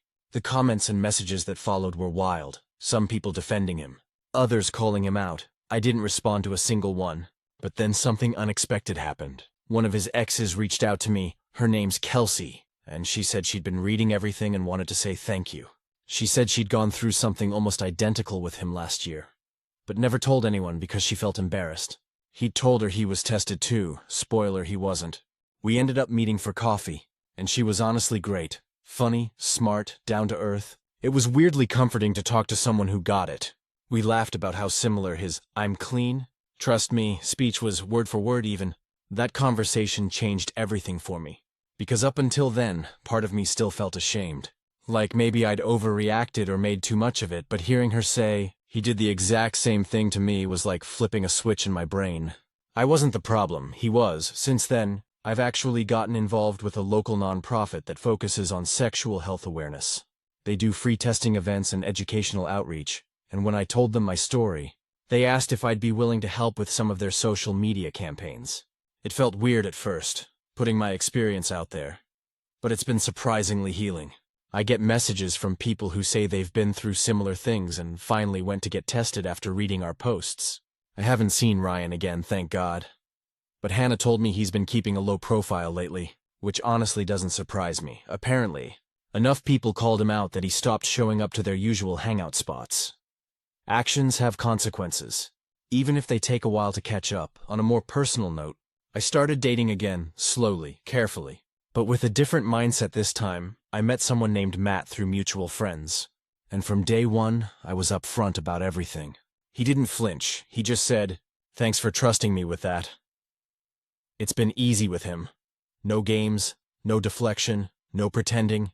I guess the biggest change is that I stopped letting shame dictate what I talk about. We treat sexual health like it's something dirty or embarrassing, but it shouldn't be. It's health, that's all. Looking back, I'm actually glad everything happened the way it did. Not because it was pleasant, it absolutely wasn't, but because it forced me to grow a backbone I didn't realize I had. I used to think closure meant someone apologizing or admitting they were wrong, but now I get it. Closure is when you stop needing that apology, when you can look back at something awful and think, I handled that, I survived that. So yeah, that's where I'm at now, still healing, still learning, but finally moving forward. And next time someone tells me they're definitely clean, you better believe I'm asking for paperwork. Final update. It's been almost a year since the whole thing with Ryan happened. And honestly, it feels like I've lived several lives since then. Back when everything first went down, I was so embarrassed and angry that I couldn't see past the mess. Now I just feel free, not in a corny self-help book kind of way, just genuinely lighter. I didn't expect that calling someone out for giving me an STD would change so much. But it did, not just for me, but for other people too. After I got involved with the local sexual health nonprofit, I ended up speaking at a few community events about consent, honesty, and the emotional side of sexual health. The first time I shared my story publicly, my hands were shaking so hard I almost dropped the mic. But afterward, people lined up to talk to me, men and women, sharing their own stories. Most of them saying they'd never told anyone before. One woman told me her ex had done the same thing and made her feel like it was her fault. I remember hugging her and saying, "It's not, it never is." That night, I went home and cried. Not out of sadness, but because I realized something. This thing that once made me feel so ashamed had turned into something useful. I'd taken back the power Ryan tried to take from me. Speaking of him, yeah, Ryan's still around. Technically, I don't see him, but I hear bits and pieces from what I've gathered. He moved out of town for work. A mutual friend mentioned he tried to start over, whatever that means. Apparently, he's been more careful about his image. Probably because he finally realized people talk. I don't care enough to check up on him. But I do hope he learned something, not for my sake, but so no one else has to go through what Kelsey and I did. Kelsey and I actually became pretty close after that first coffee. It's weird how trauma bonds people, but in our case, it turned into real friendship. She's dating someone new now, and she jokes that she always makes them get tested before things get serious. "I'm not making that mistake again," she says, laughing. I get it. We've both learned that protecting yourself isn't just physical. It's emotional too. As for Matt, the guy I mentioned before, it's been steady, good, easy. He's patient in all the ways I didn't realize I needed. I told him the whole story early on, and he didn't treat me differently. He said, "You're not what happened to you." That line stuck with me. I think sometimes we forget that one bad experience doesn't define us. It just shapes how we move forward. Funny enough, my parents ended up hearing about the whole situation. I'd kept it from them at first because, well, who wants to tell their mom they got an STD from a guy who lied? But when I started doing public talks, it didn't make sense to hide it anymore. I sat them down one night over dinner, nervous as hell, and told them everything. My mom got quiet, and my dad just looked angry. Not at me, but at Ryan. Then my mom reached across the table and said, "I'm proud of you for speaking up." That hit me hard, because for so long, I felt like speaking up made me messy, dramatic, even vindictive. But hearing her say that made me realize it wasn't any of those things. It was brave. After that, everything got easier. The more I talked about it, the less it hurt. It stopped feeling like a scar, and started feeling like a reminder of how strong I can be when I have to. I still get messages from people who read my posts or heard me talk somewhere. Some are just "thank you." Others are people asking for advice on how to bring up testing with a partner. I always tell them the same thing. It's not an accusation. It's respect. If someone can't handle that conversation, they don't deserve your trust. A few months ago, the nonprofit I work with asked me to help design a campaign called Ask First, Test First. The posters are all over the city now. Bars, college campuses, clinics. I remember seeing one on the door of a coffee shop and just standing there, staring at it for a minute. It sounds small, but that moment felt full circle. From being the girl crying in a bathroom after a doctor's call to being the one helping others avoid that same pain. It's surreal. I won't pretend I'm completely healed, or that I never think about it. Some nights I still get angry at how easily he lied, but mostly I'm grateful. Because it pushed me into a version of myself I didn't know existed. One who doesn't shrink away from hard conversations. One who doesn't carry shame for someone else's choices. If I could go back and talk to the version of me who sat on that bathroom floor, shaking and humiliated, I'd tell her this: "You're going to be fine. You're going to turn this into something good. And someday, you'll stop flinching when you hear his name." Now, I don't even think about Ryan unless someone brings him up. And when they do, it's usually followed by something like, "Good for you for calling that out." So, yeah, that's how it ends. Not with an apology from him. Not with a dramatic confrontation, but with peace. Real, quiet, earned peace, and that honestly feels better than any apology ever could. Stories number 7, when it finally happened to me. I never thought I'd be the kind of person who'd freeze up when something truly wrong happened. I've always imagined myself as someone who would speak up, who'd call out injustice the moment I saw it, especially if it was directed at me. But when it finally happened, when I faced overt racism for the first time in my life, I didn't do what I thought I would. I just stood there. I grew up in a small, quiet town in Oregon.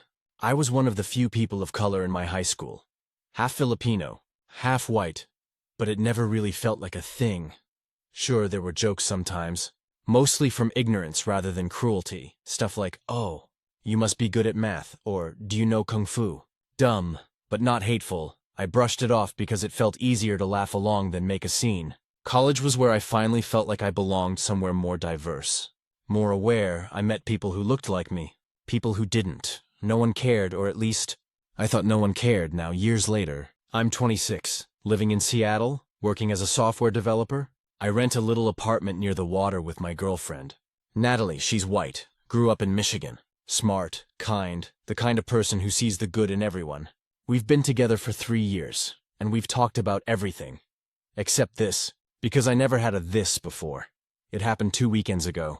We'd driven down to a coastal town called Long Beach for a friend's birthday getaway.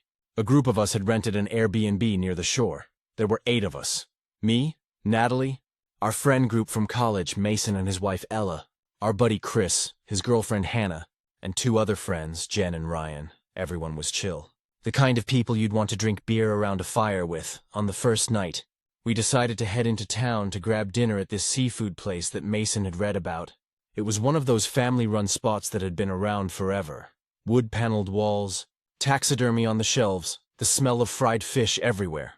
The place was busy, and when we walked in, the host, an older man with gray hair and a trucker hat, looked up and said, "Table for 8?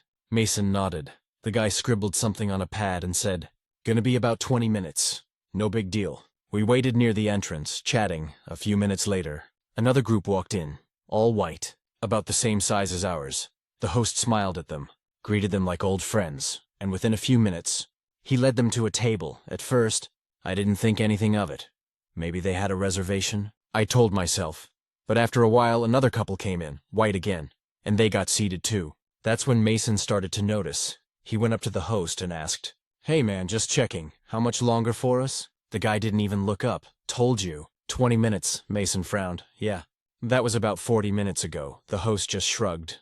"Busy night." Something in his tone made my stomach tighten. Natalie tried to calm me down, squeezing my hand, whispering, "It's okay. Maybe they just forgot." But I knew they hadn't. The way he'd looked at me when we first walked in. A quick flick of his eyes. That tiny pause before he greeted us. It was something I'd felt, but never truly registered before.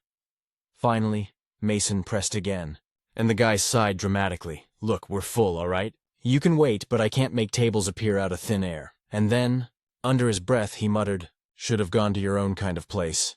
It wasn't loud, it wasn't shouted, but I heard it, clear as day. My chest went hot.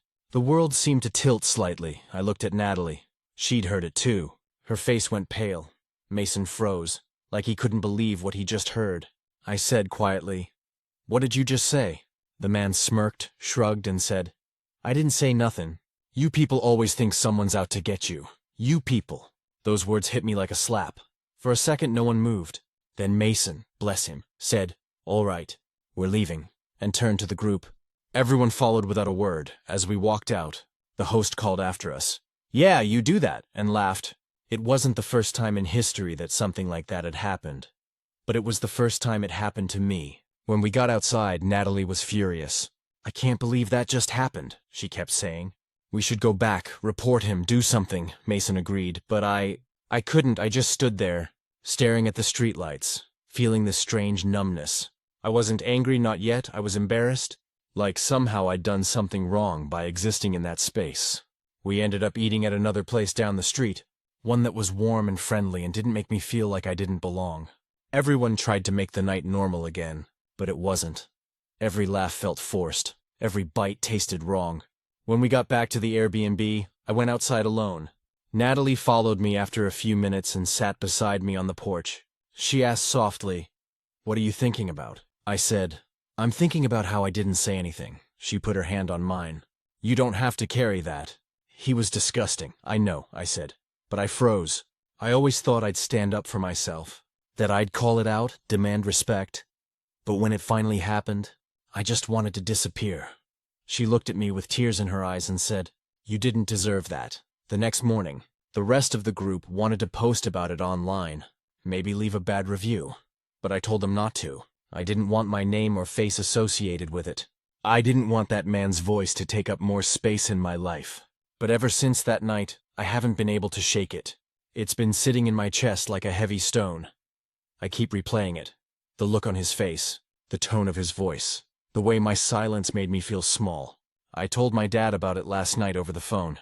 He was quiet for a while, then said, "Now you know, it's ugly, but it's real. It doesn't mean you're weak because you froze. It just means you were blindsided. The first time always does that. Next time, you'll know what to do." I don't know if there will ever be a next time, God. I hope not. But his words stuck with me. I realized that what hurt the most wasn't the slur or the insult. It was how powerless I felt in that moment. Like every ounce of self-respect I'd built up cracked a little. But I also realized something else. It's not my job to carry shame for someone else's ignorance. That man's hate isn't my burden. Natalie and I talked about it again last night. She said she's still angry. I told her I'm learning to let it go. Not to forget, but to move forward. I'm going to write a formal complaint to the restaurant's owners. Not because I need revenge, but because silence helps no one. I want to stand up, not just for myself, but for whoever comes next, because the truth is, you never really forget the first time it happens to you. But maybe, by talking about it, by refusing to let it fade quietly into the background, you can make sure it doesn't happen to someone else. I don't know if that's strength or just survival, but right now, it feels like the only way to heal. Update. It's been about 6 weeks since that night at the restaurant, and I finally feel like I can breathe when I think about it. I didn't expect this many emotions to come out of a single encounter. Anger, shame, confusion, even guilt for how I handled it. But what surprised me the most is how much changed once I decided not to stay silent anymore. The morning after my original post, I woke up to hundreds of messages. Strangers sharing stories, encouragement, people telling me they'd been through the same thing. Reading them was overwhelming. I wasn't alone in that experience. Not by a long shot. It made me realize that what happened to me wasn't one bad apple. It was part of something bigger.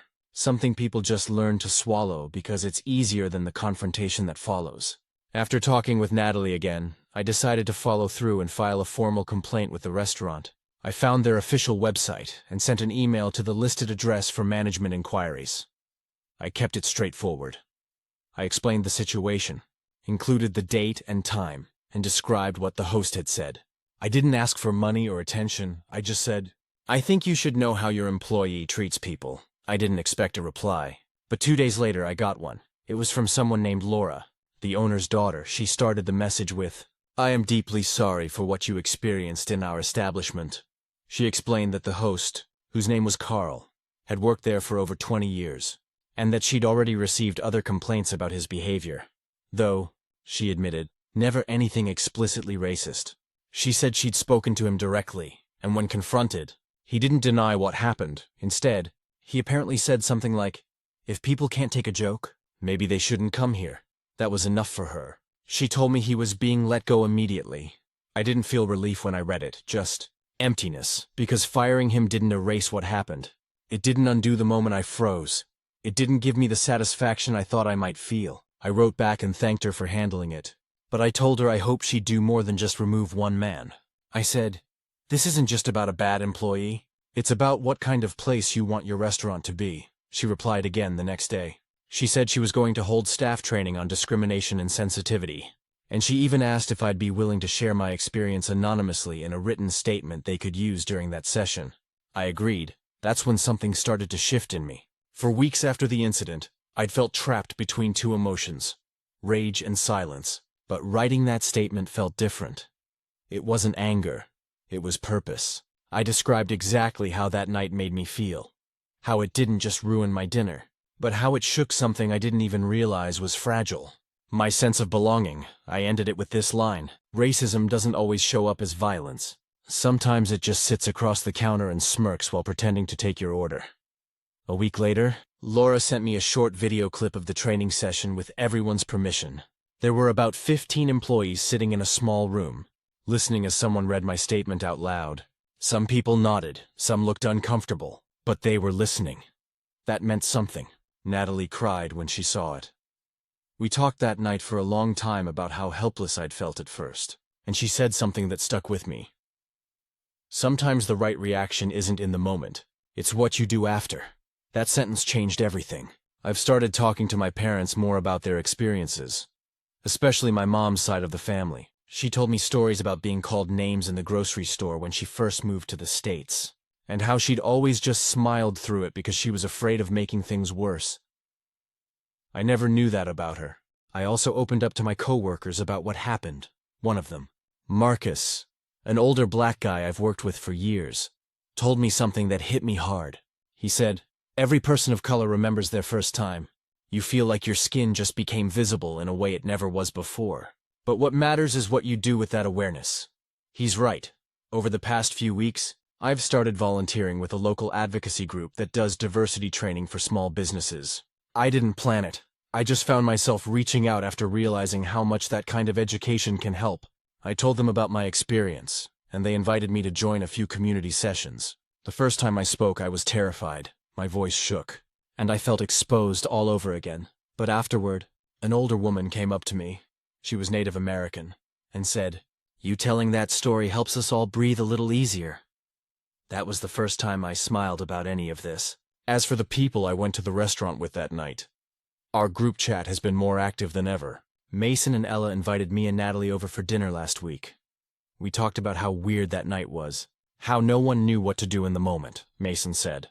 "I should have said something to that guy," I told him. "You did the right thing. You got us out of there." The truth is, I've stopped blaming anyone, including myself, for freezing. You can't prepare for hatred until it looks you in the eye. What matters is what comes next. It's strange, but this whole thing has actually deepened my sense of identity.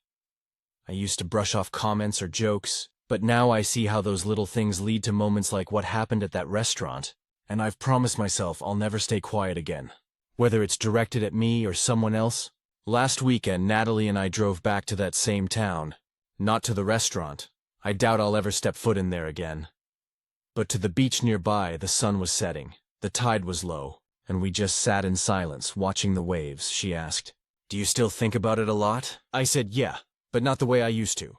"What way then?" "I think about how it made me stronger, how it forced me to see the world clearer. It didn't break me, it woke me up." She smiled, rested her head on my shoulder and said, "Then maybe that's the silver lining. Maybe it is. The world didn't suddenly become kinder because I spoke up. But I did, and that counts for something. If I've learned anything through all this, it's that silence isn't peace. It's permission. And I'm done giving permission." Final update. It's been almost 3 years since that night in Long Beach, and I'm not the same person I was back then in some ways. I still carry that moment with me, like a faint scar that doesn't hurt anymore but reminds you where the wound was. In other ways, I've changed so completely that I almost don't recognize the version of me who froze in front of that man. Back then, I thought healing meant trying to forget. I figured that if I stopped replaying his words, stopped feeling that rush of shame, I'd be fine. But that's not what healing is. Healing turned out to be remembering differently, learning how to hold that memory without letting it own me. After the whole thing with the restaurant blew over, I stayed involved with the advocacy group I'd joined. At first, I just helped with small things, organizing events, setting up chairs, answering emails. But after a few months, someone asked if I'd be willing to speak again. I hesitated. Public speaking terrified me. But the first time I told that story, something shifted. It stopped being just mine. It became something that connected people. I've now spoken at more than a dozen workshops and community forums. I've shared what it feels like to be blindsided by hate, how it makes you question your place in the world, and how important it is to respond with dignity and truth instead of silence. Every time I see faces in the crowd nodding, some angry, some sad, some relieved, it reminds me that we all have our own first time. The nonprofit ended up offering me a part-time position last year as a community liaison.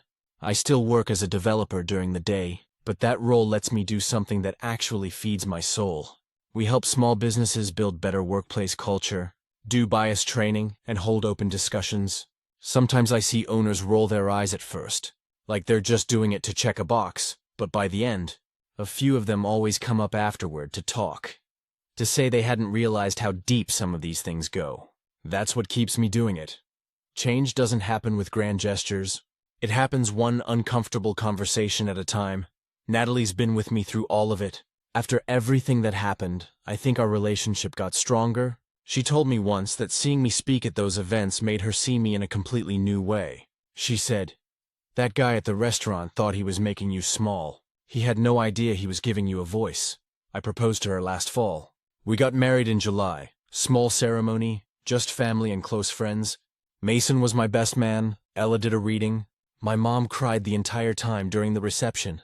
My dad pulled me aside. He said, "I never told you this before, but when I first came to this country, a guy at a gas station called me a slur.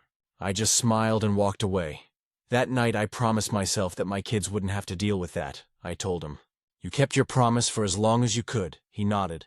"Now it's your turn to keep it for someone else." That hit me hard. I think about that a lot now.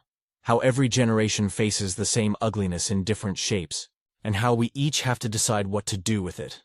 About a month after our wedding, I got an email from Laura, the restaurant owner's daughter. I hadn't heard from her since she'd sent me the training video years ago. She said she wanted me to know that their restaurant still holds annual workshops on inclusion, and that they'd updated their hiring practices to make sure they bring in a more diverse staff. She even mentioned that they'd gotten a local award for community responsibility. She ended her email with, "I thought you'd like to know that something good came out of what happened to you." I didn't reply right away. I just sat there and reread that sentence over and over. Something good came out of it. It didn't erase the memory. It didn't make the pain noble or justified, but it made it mean something. Sometimes I still think about Carl, the host. I never saw him again, obviously. I don't know what happened to him after he was fired, for a long time. I fantasized about bumping into him someday and telling him how little he mattered in the end. But now, I don't need that. I don't hate him anymore. I pity him, because while I got to grow from that moment, he stayed exactly the same. Trapped in whatever bitterness made him look at someone and see a threat instead of a person. 2 months ago, I gave a talk at a local university. It was the biggest crowd I've ever stood in front of, a few hundred students. When I finished, a young guy came up to me. He was maybe 19, Asian American like me, and he said, "I just wanted to say thank you." Something like that happened to me at a grocery store last year, and I didn't know how to process it. Hearing you talk about freezing, it made me feel normal. That was the first time I realized how full circle it all had come. I was that kid once, the one who didn't know how to process it, the one who thought being silent made him weak. I told him what my dad told me. The first time blindsides you, but it also teaches you who you are. Next time, you'll know what to do. He smiled and said, "Yeah, I think I will." When I got home that night, Natalie was asleep on the couch with our dog, Luna, curled up next to her. I sat there for a while just looking at them. At this quiet, ordinary life I've built. At the peace I never thought I'd find again after that night. I still don't believe everything happens for a reason. Some things happen because people are cruel or careless or ignorant, but I do believe you can make meaning out of what happens. That you can turn pain into purpose if you refuse to let it rot inside you. The world hasn't magically changed. Racism didn't vanish. But I've learned that your voice, when used honestly and consistently, does matter. Even if it only reaches one person at a time. If I could go back to that moment, standing at that counter, hearing those words, I wouldn't change the fact that I froze. I'd just tell that version of myself, "You'll find your words soon enough," and I did. Stories number 8.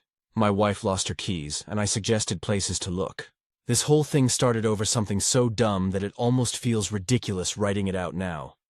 But at the time, it felt like a war was brewing in our living room over a single keyring. It was a Saturday morning, one of those rare days where both my wife, Hannah, and I had the day off. We'd planned to get breakfast at this little diner downtown, walk through the farmer's market, maybe catch a matinee if we felt like it. A low-stress, easy kind of day, except it stopped being easy the moment she said, "Babe, I can't find my keys." Now, in our 7 years of marriage, this was not the first time something like this had happened. Hannah loses stuff. Keys, wallet, phone. Her AirPods, which I swear are sentient and try to escape her. It's almost a personality trait at this point. I, on the other hand, am borderline obsessive about where things go. There's a hook by the door for keys, a tray on the counter for wallets, a charger stand for phones, so, when she said she couldn't find her keys, I went into practical mode. "Did you check the hook by the door?" "Yes, obviously," she said, already frustrated. "What about your purse?" Of course I checked my purse. The counter tray? "Stop asking me." She was pacing around the kitchen in her pajamas, hair in a messy bun, coffee cup in hand, muttering under her breath. I tried to stay calm. I didn't want to make it a big deal. It was just keys. Still, I said, "Okay, think about where you last used them. You came home from work last night, right? Did you hang them up? I always hang them up, she snapped. They're not there. I tried to keep my voice even. Maybe they fell. Did you check behind the shoe rack? That earned me a glare that could melt glass. So I started looking myself, behind the shoe rack, under the couch, inside the laundry basket. Don't laugh. I've found her keys there before. No luck. 20 minutes went by. The energy in the house shifted from mildly annoyed to, one of us might sleep on the couch tonight. She stormed into the bedroom, muttering something about me always turning things into investigations. I followed, trying to help.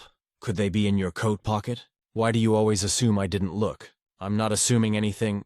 Yes, you are. You're acting like I'm stupid. At that point, I shut up. I didn't mean to come off that way. But once Hannah gets defensive, there's no turning back. She tore through the bedroom like a tornado. Drawers opening, clothes flying, muttering about how things just disappear in this house. Then, in the middle of all this chaos, I heard the jingle. I looked down. Her keys were on the floor, half tucked under a folded blanket on the armchair. A blanket she'd moved off the couch last night when we watched a movie. I said, "Found them." You'd think that would be the end of it. But instead of being relieved, she froze, stared at me, and said in this flat voice, "Where?" I pointed. Under the blanket. She looked at the keys like they'd personally betrayed her, then looked back at me and said, "You don't have to gloat." "I'm not gloating," I said. "I just found them." But she didn't buy it. She went quiet, grabbed her keys, and disappeared into the bathroom without another word. We ended up still going to breakfast, but it was awkward. She was silent most of the drive. Scrolling on her phone, I tried to lighten the mood. Pointed out a dog in sunglasses walking down the street. Made a dumb joke about it. Nothing. When we got to the diner, she finally said, "You always make me feel dumb when I lose something." That hit harder than I expected. I told her, "I wasn't trying to. I just wanted to help." She said, "Yeah, but you do that thing. That tone like you're talking to a kid." I didn't realize I had a tone, but maybe I did. I started thinking back to all the other times she'd lost something. How I'd sighed.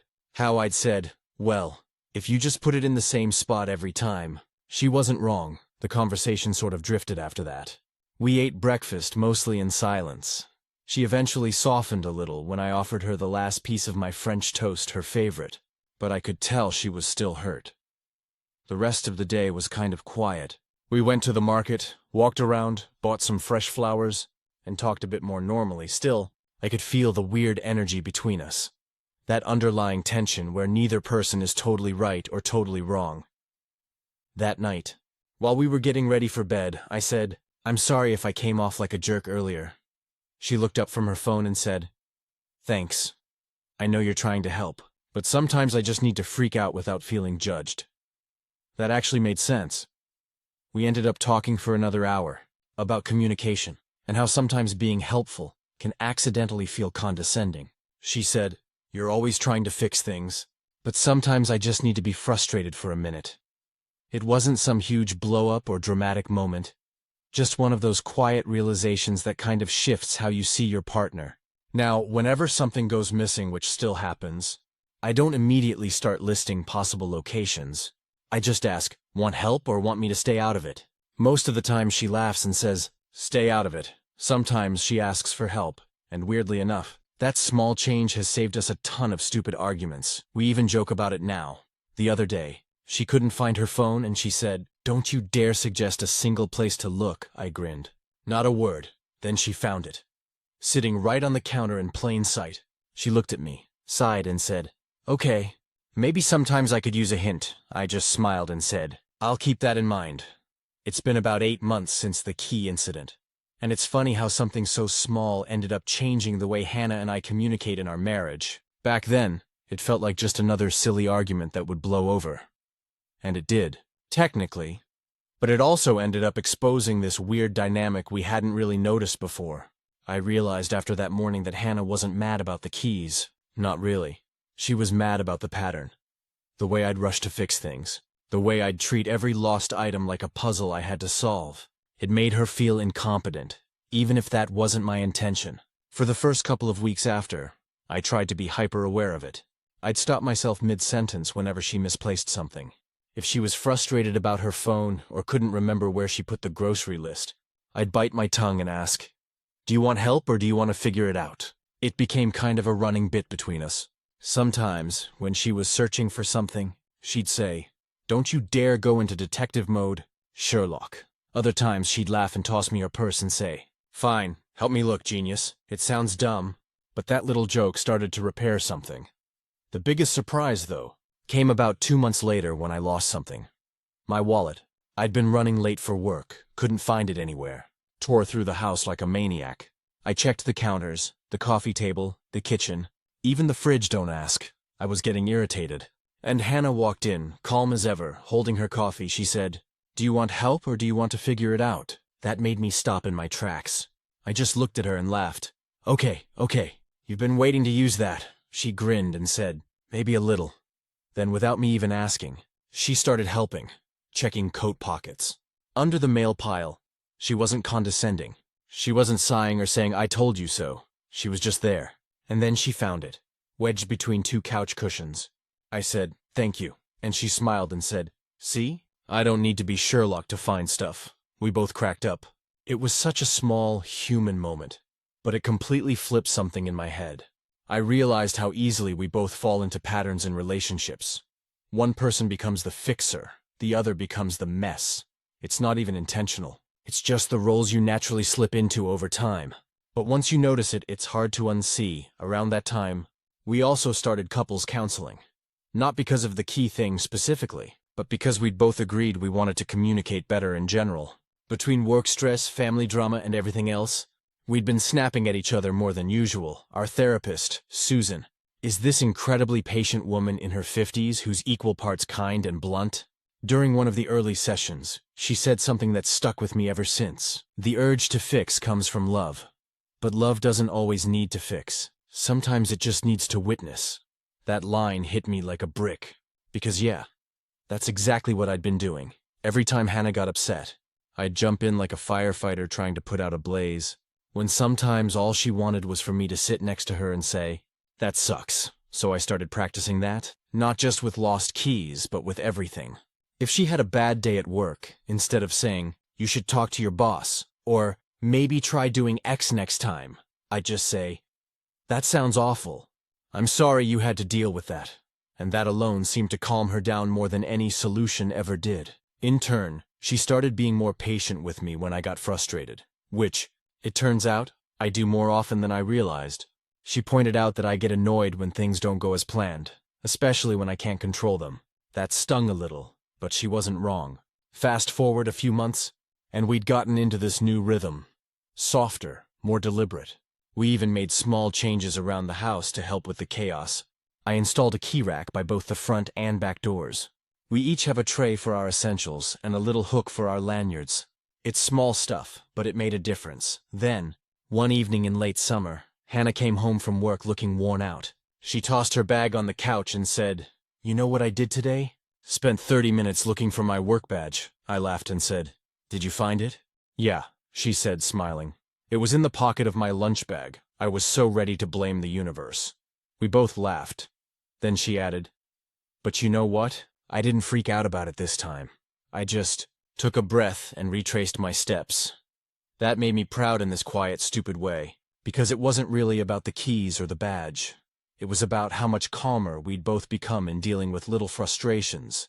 There's something humbling about realizing that your biggest fights often come from the smallest things. It's almost never the lost keys. It's how you handle them. Last weekend, we went out for brunch again, to the same diner where we'd had that awkward breakfast months ago. Same booth, same pancakes. The waitress even recognized us as we were leaving. Hannah patted her purse and said, "Got my keys this time," I said. "Good, because I was prepared to let you walk home if you didn't." She rolled her eyes and said, "You would not," I grinned. "You're right. I'd just suggest some places to look." She laughed so hard she nearly spilled her coffee. That moment, that simple laughter, felt like a full circle thing. We still have our arguments, sure, but now when we do, it's easier to pause, take a breath, and remember that we're not on opposite sides. We're on the same team, just trying to find the metaphorical keys together. And every once in a while, when we're cleaning up the house or heading out the door, she'll call out, "Hey, have you seen my keys?" I'll shout back, "Do you want help, or do you want to figure it out?" and without missing a beat, she'll yell, "Both," then I'll go help her look. Not because I need to fix it, but because it's just one of those silly, ordinary moments that make up a life together. It's been about 2 years since the infamous lost keys morning, and I don't think I ever expected something that minor to become a permanent landmark in our relationship. But it has, in the best, weirdest way possible.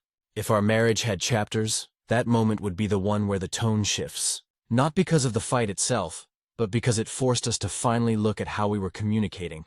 We didn't realize at the time that we were both speaking different languages, me in logic, her in emotion, and we kept missing each other in the translation. Life has changed a lot since then. We moved to a new house last fall. Nothing fancy, but it's ours. Hannah got promoted at her marketing job, and I started working remotely full-time. We've got a little dog now, a mutt named Pepper who has already chewed through one of my slippers and half of a throw pillow. The funny thing is, Pepper kind of became our living reminder of how far we've come communication-wise. The first week we had her, she hid one of Hannah's slippers under the couch. When Hannah couldn't find it, she started laughing instead of spiraling. She looked at me and said, "Well, at least this time it's not me losing things." It was such a small, joyful moment, but it also made me think about how different our reactions are now compared to back then. We're calmer, more patient. We don't immediately turn small frustrations into big emotional events. We learn to give each other space and grace. A couple of months after we moved, we had another missing item episode that really drove the point home. Hannah's car key fob disappeared again. Yes, the irony. We had somewhere to be, a dinner with her coworkers, and the clock was ticking. I could see her starting to stress, but instead of me jumping into action, I said, "Okay, let's take a breath. You want help, or do you want to look first?" She smiled, that kind of tired, knowing smile, and said, "Let's team up this time." So we both retraced her steps, checked the counter, the coffee table, her work bag, and finally found it. Under the dog's bed, she held it up and said, "See? Teamwork." It was such a tiny victory, but it felt big, like we'd finally gotten the rhythm right. I told that story later to my friend Mark at work, and he laughed and said, "Man, my wife and I fight about stuff like that all the time. I swear half our arguments start with, 'Have you seen my—'" And I told him, it's never about the thing that's missing. It's about how you make each other feel while you're looking for it. He just stared at me and said, "Dude, that's deep for a conversation about keys." Maybe it was, but it's true. That realization didn't just change how Hannah and I deal with each other. It changed how I deal with people in general. My coworkers, my friends, even my parents. I've learned to ask before jumping in, to see if someone wants a solution or just understanding. Hannah says that's the best thing that came out of our dumb little fight. That I've learned to read the room emotionally. She's probably right. Another thing that's changed is how we handle stress together. Before, we used to fight separately, both of us trying to prove a point from our own corners. Now, we've learned to fight on the same side. Last month, for example, the washing machine broke the night before guests were coming to stay. Old me would have gone into panic mode, Googling fixes, swearing under my breath, getting short with Hannah. But this time, we just shrugged, laughed, and said, "Well, guess we're going to the laundromat tomorrow." We went, got takeout afterward, and turned it into a mini date night. Somewhere along the way, we stopped seeing small inconveniences as disasters and started seeing them as part of the story.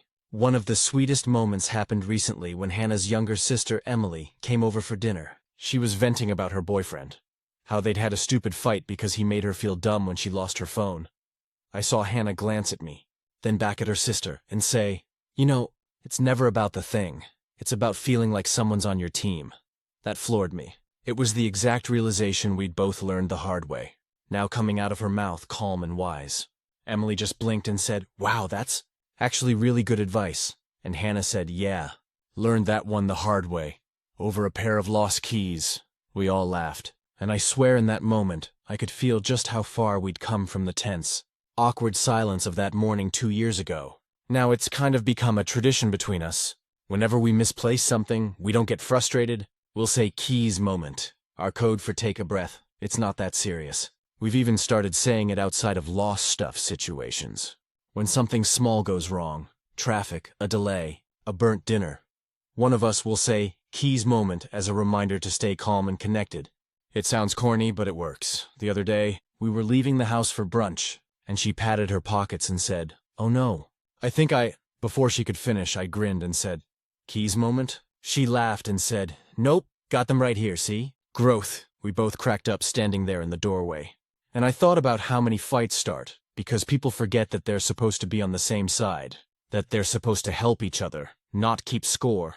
If you'd told me back then that a fight about lost keys would become the thing that strengthened our marriage, I would have laughed in your face, but here we are, happier, closer, and better at laughing off the little stuff, and honestly, that's the best kind of progress. Now, every morning before we head out, Hannah still does the same ritual, pats her purse, checks for her phone and keys, and says, ready. And I say, you sure? She gives me a mock glare and says, don't push it, Sherlock. I just smile. Wouldn't dream of it.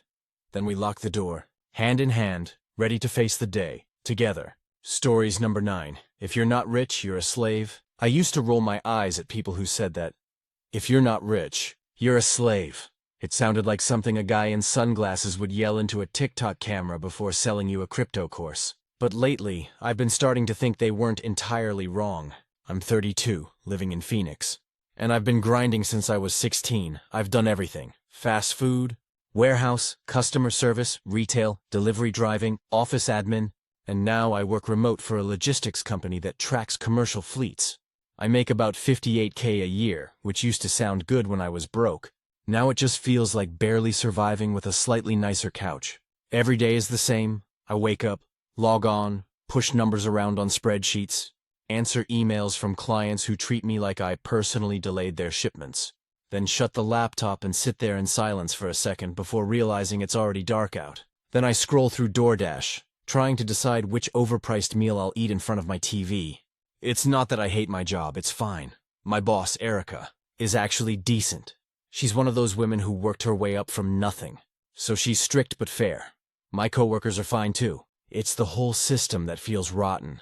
Like we're all part of this machine designed to keep us just comfortable enough to never rebel, but not free enough to actually live. Last month I got into a conversation about this with a friend of mine. Mark, he's an electrician, makes about the same as me, but owns his tools and works side jobs.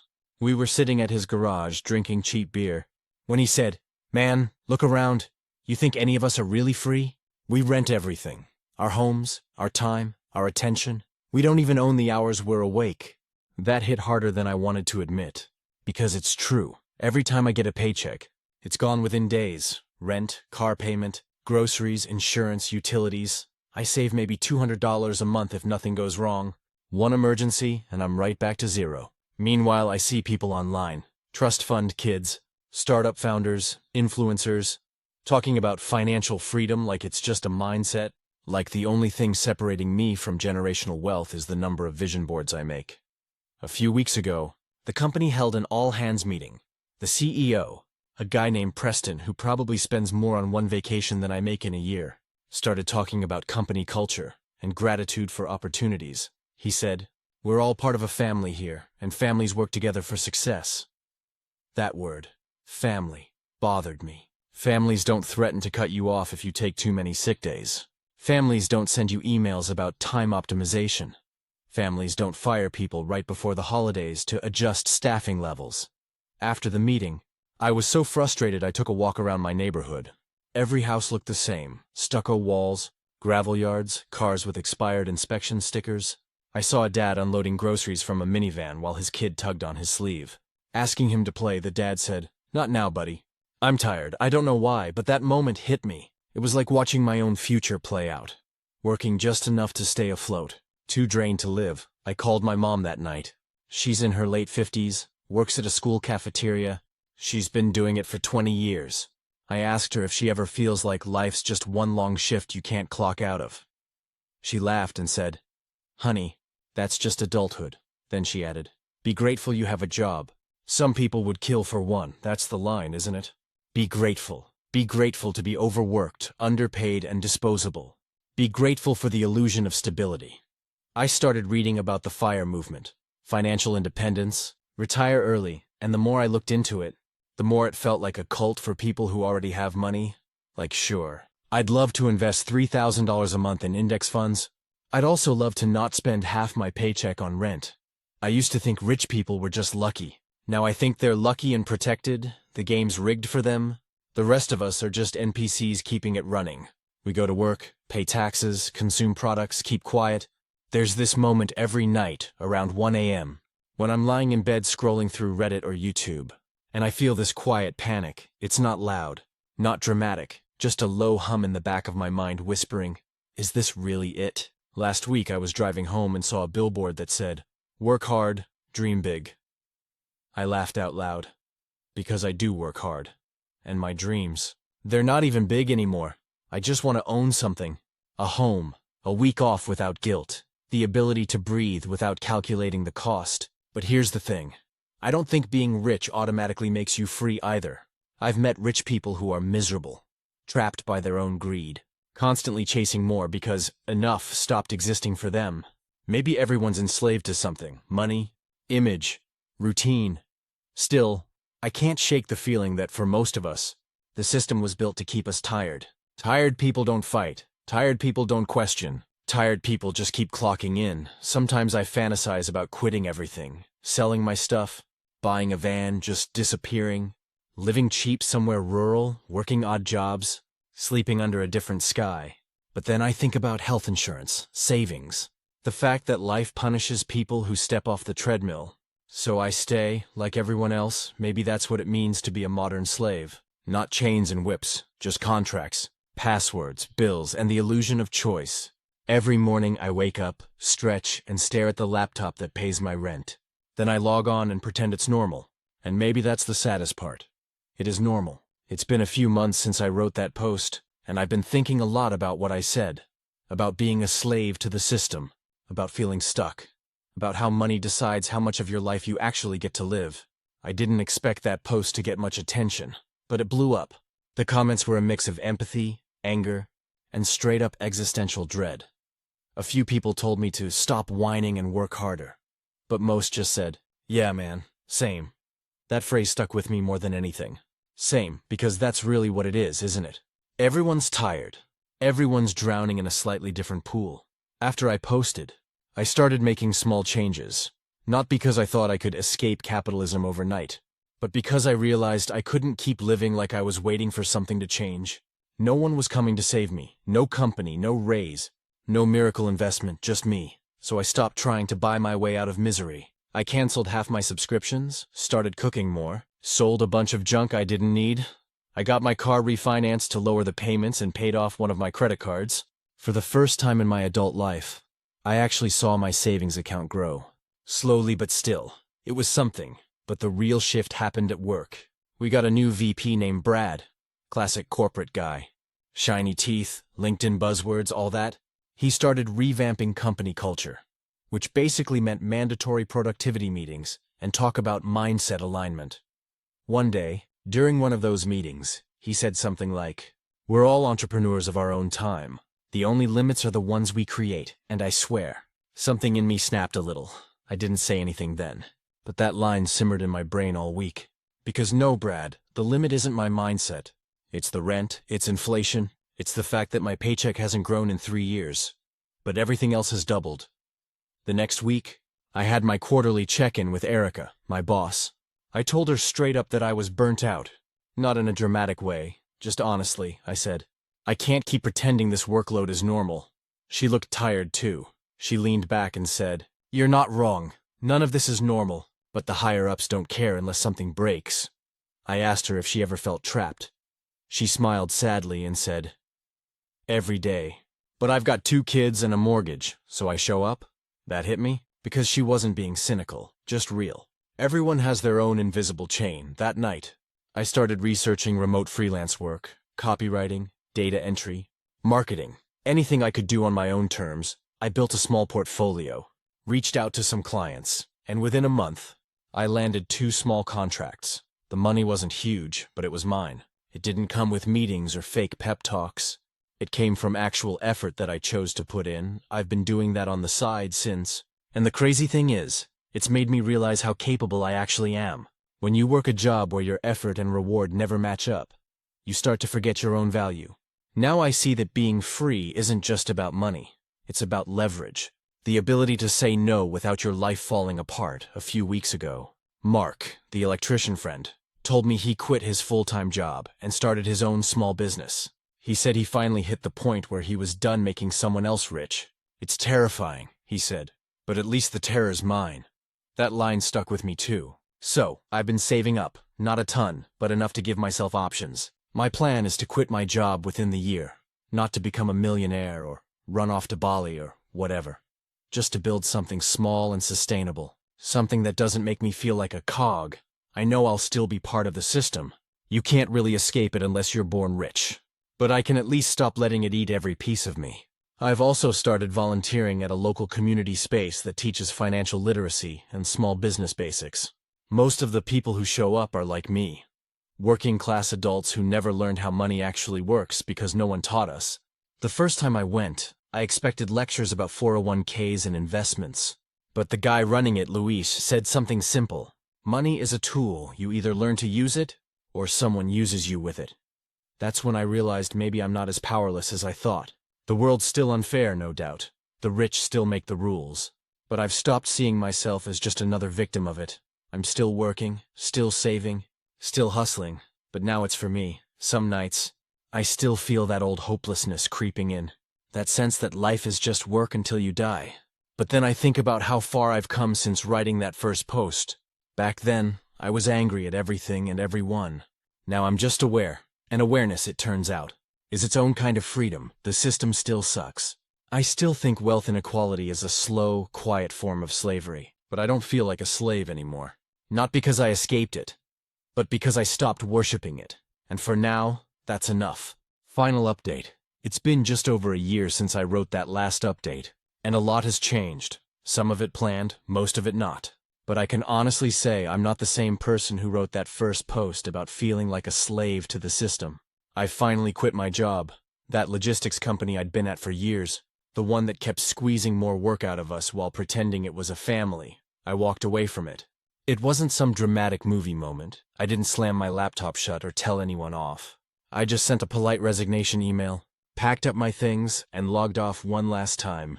The decision had been building for months. I'd grown my freelance gigs enough to cover about 60% of what I was making at my job. Which wasn't a lot, but it was enough to take the leap. I figured if I was going to burn out, I might as well burn out on my own terms. The first few weeks were rough. Freelancing sounds freeing until you realize you're your own HR, IT, accountant, and therapist. There were mornings where I woke up panicked, wondering if I'd made a mistake. I'd open my banking app and feel that same cold wave of anxiety I used to get right before rent was due. But then, slowly, things started working. Clients referred me to other clients. A marketing agency offered me a retainer contract. I learned how to invoice properly, how to negotiate rates, and how to stop apologizing for charging what my work was worth. The craziest part? For the first time in my adult life, I actually control my own time. If I want to go for a walk at 2 p.m., I go. If I want to take a Friday off, I just do it. I don't have to ask permission or fill out a form that'll probably get denied. That kind of freedom isn't flashy, but it's powerful. Mark, the electrician friend, has been doing great with his business too. We grab beers every couple of weeks and compare notes about the self-employed life. He told me he still works long hours, but he said something that stuck with me. It's different when the exhaustion is yours. He's right. I still work hard, probably harder than before. But I don't resent it the way I used to. There's a kind of pride in being tired for something that's yours. Around 6 months after quitting, Erica, my old boss, called me. She said she'd been let go during a company restructure. That meant they fired her right after she finished training the guy who replaced her. She wasn't bitter, just tired. I think she knew it was coming. We met for coffee, and she told me she wished she'd left sooner. She asked if I was hiring, half-jokingly. We laughed about it. But something in her tone told me she meant it. That conversation hit me hard, because Erica was one of the good ones. Smart, fair, loyal, and even she wasn't safe. It reminded me why I'd left in the first place. Financially, I'm not rich, I'm not even close, but I'm comfortable in a way that feels honest. I don't make more money than I did at the company, but I keep more of it. Less wasted on things I bought to fill the hole that work left behind. I track my spending now, not because I'm obsessed with money, but because I actually care where it goes. I moved into a smaller apartment with cheaper rent, got rid of half my stuff, and stopped chasing whatever version of success I thought I was supposed to have. Somewhere along the way, the noise in my head got quieter. I still think the system is broken. I still believe most people are trapped in a cycle they can't escape from. But I've stopped seeing it as a binary, slave or free, poor or rich. It's more complicated than that. Freedom isn't a finish line. It's a daily choice. Some days you win, some days the world wins. You just try to tip the balance in your favor a little more each time. My mom still doesn't fully get it. She asks when I'm going to get a real job again. I just tell her I already have one. The difference is that this one doesn't take pieces of me I can't get back. I've been spending more time outside too, hiking, camping, just breathing air that doesn't smell like office carpet. I know that sounds small, but it's changed everything. I used to sit in front of a screen all day, then scroll on my phone all night. Now some nights I just sit quiet, watching the sky change color. Sometimes I think about that first post, about how angry I was, how hopeless. I still get that feeling once in a while, especially when I see how expensive everything's getting, or when I hear about friends getting laid off. But it's different now. It doesn't control me. I don't think everyone can or should quit their job and run off to freelance or live simply. Not everyone has that option. But I do think everyone deserves a life where they're not just surviving, where they have a say in how they spend their time. And if I learned anything this past year, it's that money isn't the only currency that matters. Time, peace, self-respect. They're worth more than any paycheck I've ever cashed. So yeah, I'm not rich, not even close, but for the first time, I don't feel like a slave. And that, I think, is what freedom actually looks like. Stories number 10. My husband left me alone during bed rest, and I can't forget it. When I tore my ACL last year, it felt like my life suddenly hit a wall. I went from being an active mom and a full-time nurse to someone who couldn't even make it to the bathroom without help. I was supposed to be on strict bed rest for at least 6 weeks after surgery. No walking, no bending, basically no moving unless absolutely necessary. At first I tried to stay positive. My husband Jake promised he'd handle everything. Our 6-year-old son, Liam, meals, laundry, the works. We had been married for 8 years, and he'd always been a take-charge kind of guy. He wasn't perfect, but I trusted that he'd step up when it mattered most. The first week after surgery, things went okay. I was groggy from pain meds and mostly slept. Jake worked from home, took Liam to school, and even managed to make dinner most nights. But by week 2, I started noticing little cracks. The laundry piled up, Liam's homework went unfinished, and Jake started snapping over small things, like me asking for more ice packs or help getting into the shower. One night, around week 3, I woke up to find Liam sleeping on the couch downstairs with his tablet. Jake had fallen asleep in our bed, alone, and apparently forgot to tell Liam to go to bed. When I asked him about it in the morning, he brushed it off, saying, "He's fine. You worry too much." That "you worry too much" line became his favorite. Then came the weekend that still makes me sick to think about. Jake had a follow-up appointment for his own knee. He'd injured it years ago playing softball, and it occasionally flared up. It wasn't anything serious, but his doctor wanted to run some imaging. I asked if he could take Liam with him, because I was starting to feel dizzy and weak. My mom usually helped, but she'd gone out of state for a funeral. And my best friend Amanda was out of town too. Jake rolled his eyes and said, "He'll get bored at the hospital. I'll only be gone a couple hours," I told him. "Jake, I literally can't get up by myself right now. I can't chase Liam if he decides to do something dangerous. I can't even get to the kitchen safely. Please just take him." He looked frustrated and said, "He's not a baby, Emma. He's 6. Just put a movie on or something." I tried to explain that it wasn't about entertainment. It was about safety. But he just muttered something about me being dramatic and left with his keys. Liam stayed home.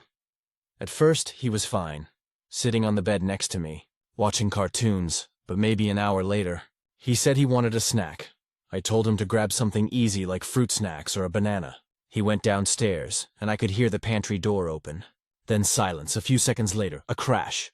Then screaming. I panicked and tried to get out of bed. My knee screamed with pain as I fell to the floor. I crawled out of the room and down the stairs, half crying, half yelling his name. Liam was standing near the counter crying, with a broken glass and orange juice everywhere. He'd tried to pour himself a drink. Thankfully, he wasn't hurt, just scared. But I was shaking from pain and adrenaline. I got him to sit down, cleaned up what I could on my hands and knees. And by the time Jake got home, nearly 3 hours later, I was lying on the floor, exhausted, with Liam sitting beside me watching me cry. When Jake walked in, his face went pale. "What happened?" he asked. "What happened?" I snapped. "Is that I begged you to take him with you, and this could have gone so much worse." He helped me back to bed, still silent. When I finished telling him everything, he said, "You're right, I'm sorry." It was the first time he'd apologized in weeks. I thought maybe it had changed something, but the next few days, things went back to the same rhythm. Him getting frustrated, me feeling guilty for needing help. When I told Amanda about it later, she was furious. He left a 6-year-old alone with a bedridden parent? "That's insane," she said. My mom was just as upset. She confronted Jake the next time she visited, and he said, "I made a mistake, okay? But I'm not a bad husband." I didn't argue, but something inside me shifted that day. I started noticing things I'd brushed off before, like how he only helped when people were watching, or how he'd sigh every time I asked for something. After my knee healed, I tried to talk to him seriously about what had happened. I told him I still felt hurt and scared, that I needed him to understand how vulnerable that situation had been. He said, "Emma, it's over. You're fine now. Why dig it up again?" That was the moment I realized we weren't on the same page at all. For him, it was a bad day. For me, it was a betrayal I couldn't forget. A few months later, I suggested couples therapy. He refused. "Therapists just make things worse," he said. "We're not broken." But we were. I found myself pulling away, doing things on my own, making decisions without asking him, emotionally checking out.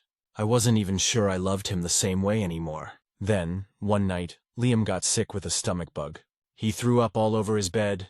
I was in the middle of cleaning it up when Jake shouted from the living room, "You got it?" Without even looking up from the TV, I froze.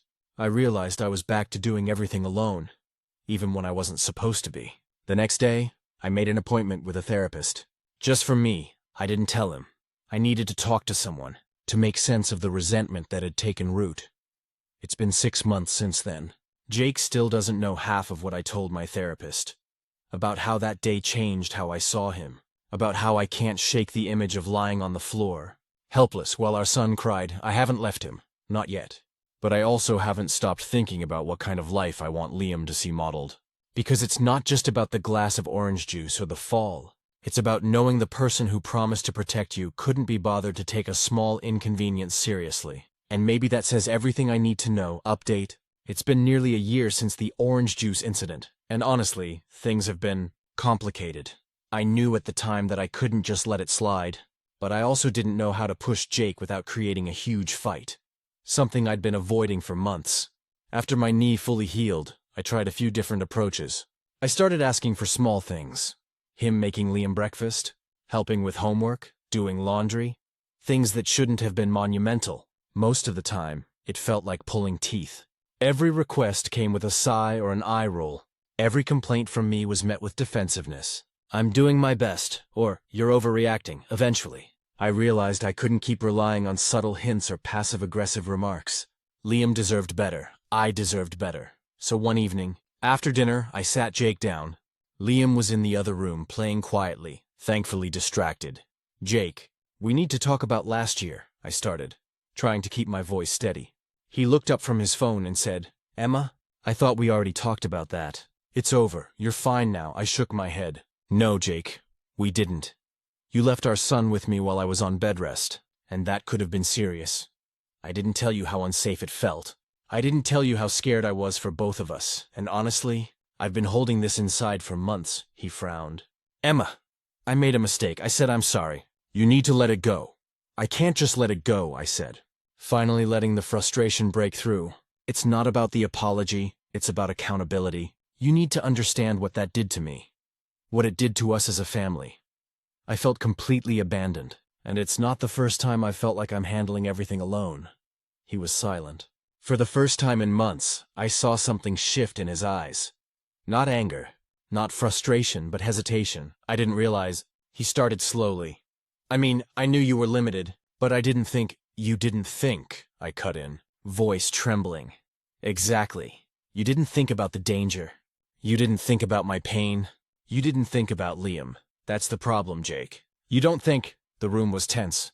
I could feel years of resentment building up, threatening to explode. Finally, he said quietly, I guess I've been taking a lot for granted," I nodded. Yeah, and it's not just that day. That day was the breaking point, but it's all the little things before it.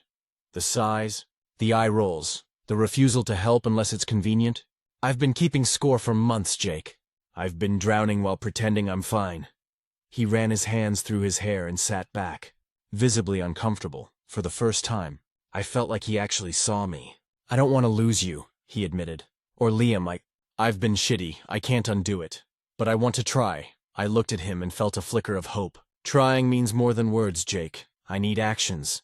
I need to know that when something serious happens, for me or Liam, you will step up. No excuses. He nodded again. I can do that. I will do that.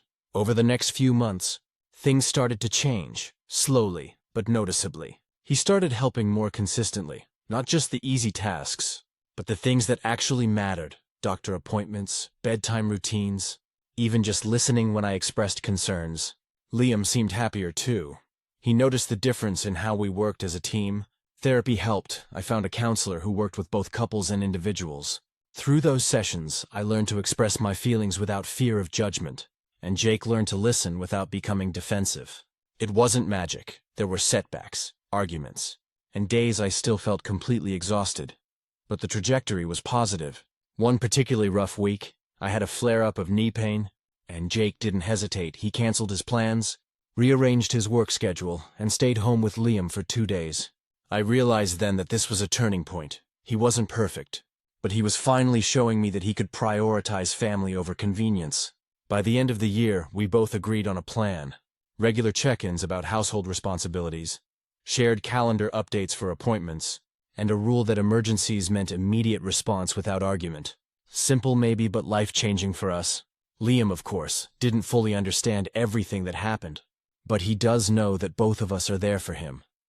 Consistently, reliably. And that, I think, matters more than any conversation we've had about mistakes or apologies. Looking back, I realized that the bedrest incident wasn't just about a single day. It exposed patterns, highlighted weaknesses in our partnership, and forced us to confront uncomfortable truths. And though I can still feel the sting of that moment, I no longer carry it as shame or fear. I carry it as a reminder of why communication, accountability, and empathy are not optional in a family. We're not perfect. Jake still forgets to refill the ice packs sometimes. I still get frustrated when I feel like I'm repeating myself. But now, there's awareness. And with awareness comes change. And for the first time in a long time, I feel like our little family is genuinely moving forward. Together. Not just surviving. Final update. It's been almost 3 years since the knee injury and the orange juice incident. And honestly, our family looks very different now. In ways I couldn't have imagined back then. At first, after that long, difficult year of rebuilding trust, I wasn't sure if we'd make it. Jake's knee has been fine, mine has fully recovered, but what was hardest wasn't the physical recovery. It was the emotional repair. We had to learn to communicate, to actually listen, and to take responsibility without excuses. Therapy helped, but it was the everyday choices that made the difference. Jake has changed in ways I didn't think he could. He's not perfect. He still occasionally rolls his eyes when I ask him to handle small chores. But now it comes with a small laugh instead of irritation. He listens first instead of getting defensive, and he actively steps in for Liam without being asked. I can't tell you how much of a relief that is. There's a difference between someone doing something grudgingly and someone choosing to step up because it matters. Jake is finally doing the latter. Liam is thriving. He's 7 now and incredibly aware of both of us as parents. He's seen me at my weakest and my strongest, and he's seen Jake learn to be more accountable. I think those lessons will stick with him longer than anything I could ever teach him alone. Watching them play together now, laughing over board games or building Legos, I can see how much stability and teamwork matter in a child's life.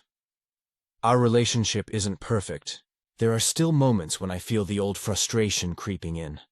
When I notice Jake forgetting to plan ahead, or when I feel like I'm still carrying more than my fair share of emotional labor. But those moments are fewer and less intense, because now we address them instead of letting them fester. We've established check-ins every few weeks, just 30 minutes to talk about schedules, responsibilities, and feelings. It sounds small, but it's been transformative. I've also grown. That incident forced me to see what I would and wouldn't tolerate. I learned that asking for help isn't weakness, and being honest about fear and vulnerability isn't a burden. It's essential. I no longer apologize for needing support. I make my boundaries clear, and Jake respects them. That's huge for me. Professionally, I've thrown myself into work and advocacy. After the knee recovery, I got involved with a local parent network focused on families managing medical issues. I share my story about relying on a partner, managing a household with a sick parent, and navigating the guilt that comes with asking for help. It's been empowering to see other parents, especially mothers, resonate with my experiences. I feel like my story isn't just my burden anymore. It's a tool to help others recognize that asking for support is a sign of strength. This year, we took our first real vacation as a family without any emergencies. Jake handled everything: packing, transportation, meals, and I felt completely safe to relax. Liam spent the entire week glued to his dad, laughing and learning from him. And I realized that watching them together gave me the same sense of safety I wish I had back on that first terrifying day at home. I don't dwell on the what-ifs anymore. I still remember crawling down the stairs that day. The fear, the broken glass, the adrenaline. I won't ever forget it, but I've reframed it in my mind. That day exposed problems that we had ignored for too long. It forced accountability, it forced communication, and ultimately, it forced growth, both in me and in Jake. Sometimes, when Jake and I are sitting together after Liam goes to bed, I look at him and remember that night. I remember the frustration, the fear, the helplessness, and I also remember how far we've come. He smiles, I smile, and we talk, not about blame, not about guilt, but about partnership, how we can continue to support each other, and how we'll handle life's inevitable challenges together. I've learned that a family isn't defined by perfection or by one moment of failure. It's defined by how you respond after failure. That's what matters. We're not perfect, we'll never be, but we are present, accountable, and committed, and honestly, that feels like more than enough. Stories number 11. My realization about why so many people don't want kids. I used to be one of those people who couldn't imagine life without having kids someday. I'd see families at the park, or parents pushing strollers through Target and think, yeah, that's what I want. That's what makes life complete. I thought it was automatic, like a natural next step. You grow up, fall in love, get married, buy a house, have kids, but the older I get, the more I understand why people choose not to. I'm 34 now. My girlfriend, Elise, is 32. We've been together for 6 years, living in a small but cozy house in Portland. We both have decent jobs. I work in IT for a hospital, and she's a graphic designer who mostly freelances from home. On paper, we're stable, even comfortable. But we're tired, like bone-deep tired. And it's not because of anything catastrophic. It's the everyday grind that never seems to let up. The 9-to-5s that somehow bleed into evenings. The bills that always seem higher than expected. The house maintenance that feels endless. By the time we finish work, make dinner, and clean up, we've got maybe an hour to breathe before bed. I used to think people exaggerated when they said adulthood was exhausting. They weren't exaggerating. A few weeks ago, we visited my friend Marcus and his wife Dana. They just had their second kid, a 4-month-old daughter named Riley. When we got there, Marcus looked like he'd been awake since the Obama administration. His hair was sticking up, his shirt was inside out, and he had this hollow look in his eyes like he was surviving purely on caffeine and chaos. We brought takeout and a small gift, thinking we'd just hang out for a bit. But the moment we stepped inside, it was like entering another universe. Toys everywhere, the baby crying. The older kid, Mason, running around the living room with a plastic sword yelling, "I'm the Dragon Slayer." Dana was nursing Riley on the couch while trying to answer a work email on her phone. Marcus was trying to heat up his coffee for the 3rd time. The TV was blaring a cartoon, and the dog was barking at nothing. It was chaos. Don't get me wrong. There was love in that house. You could feel it. Marcus and Dana adore their kids. They're patient, gentle, all the things good parents should be. But I couldn't help noticing how drained they looked. At one point, Marcus turned to me and said, "Man, I love my kids more than anything, but sometimes I just want to sit in silence for 5 minutes." And I believed him. On the drive home, Elise was quiet. When I asked what she was thinking, she said, "I don't know if I could do that, like, ever."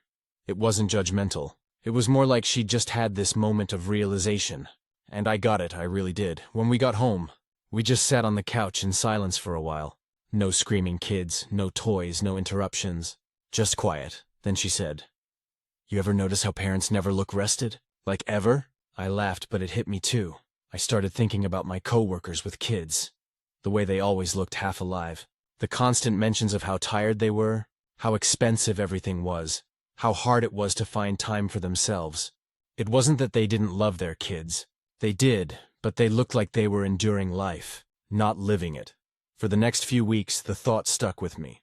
Every time we saw a family out in public, parents herding toddlers through the grocery store, or trying to eat dinner while their baby screamed, Elise and I would exchange this silent look. Not judgment, not pity, just understanding.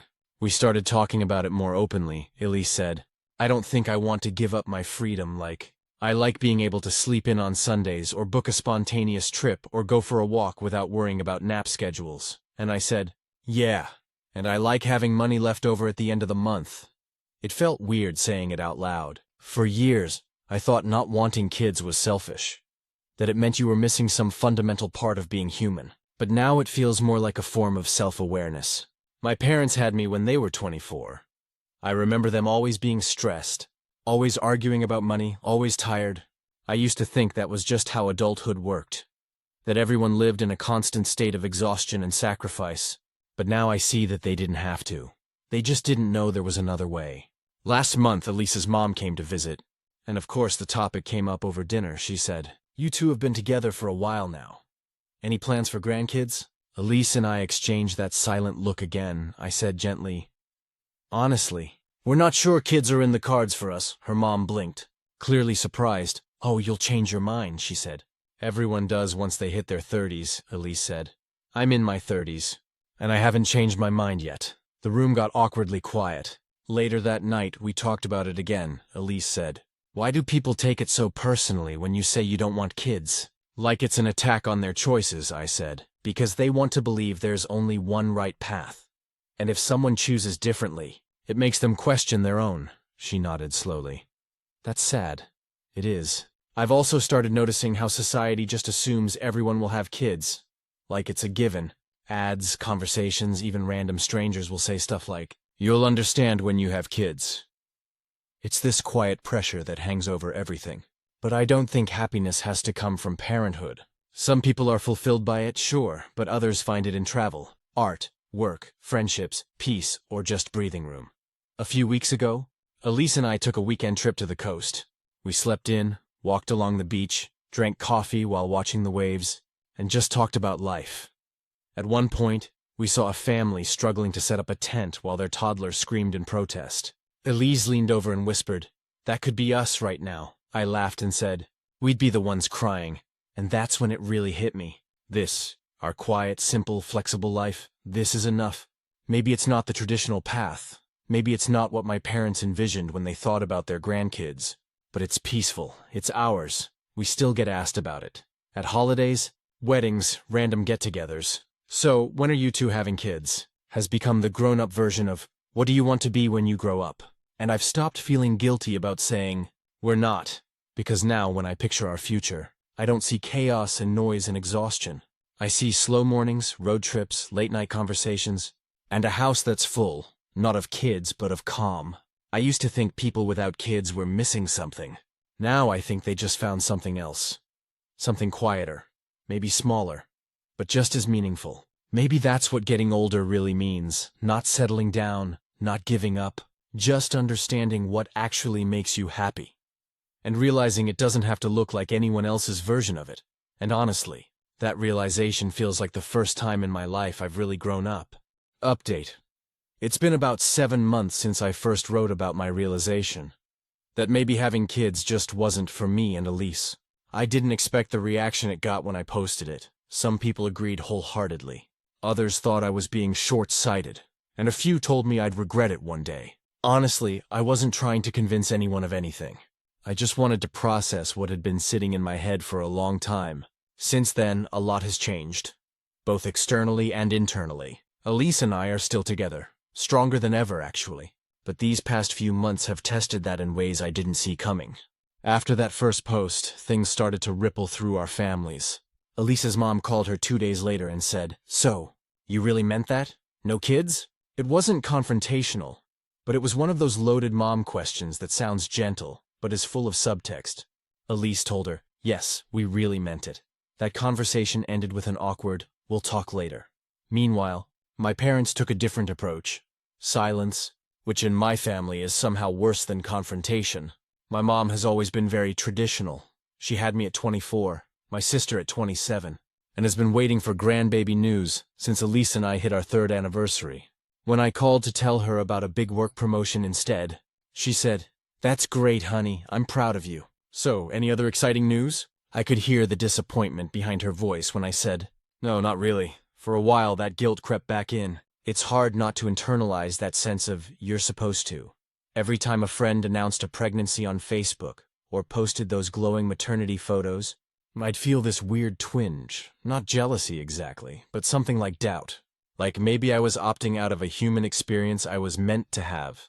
But then the real-life side of parenthood kept reminding me why I felt the way I did. Marcus, the same friend with 2 kids, called me one night around 10 p.m. I asked how things were going, and he just sighed. "Dude, Riley's teething.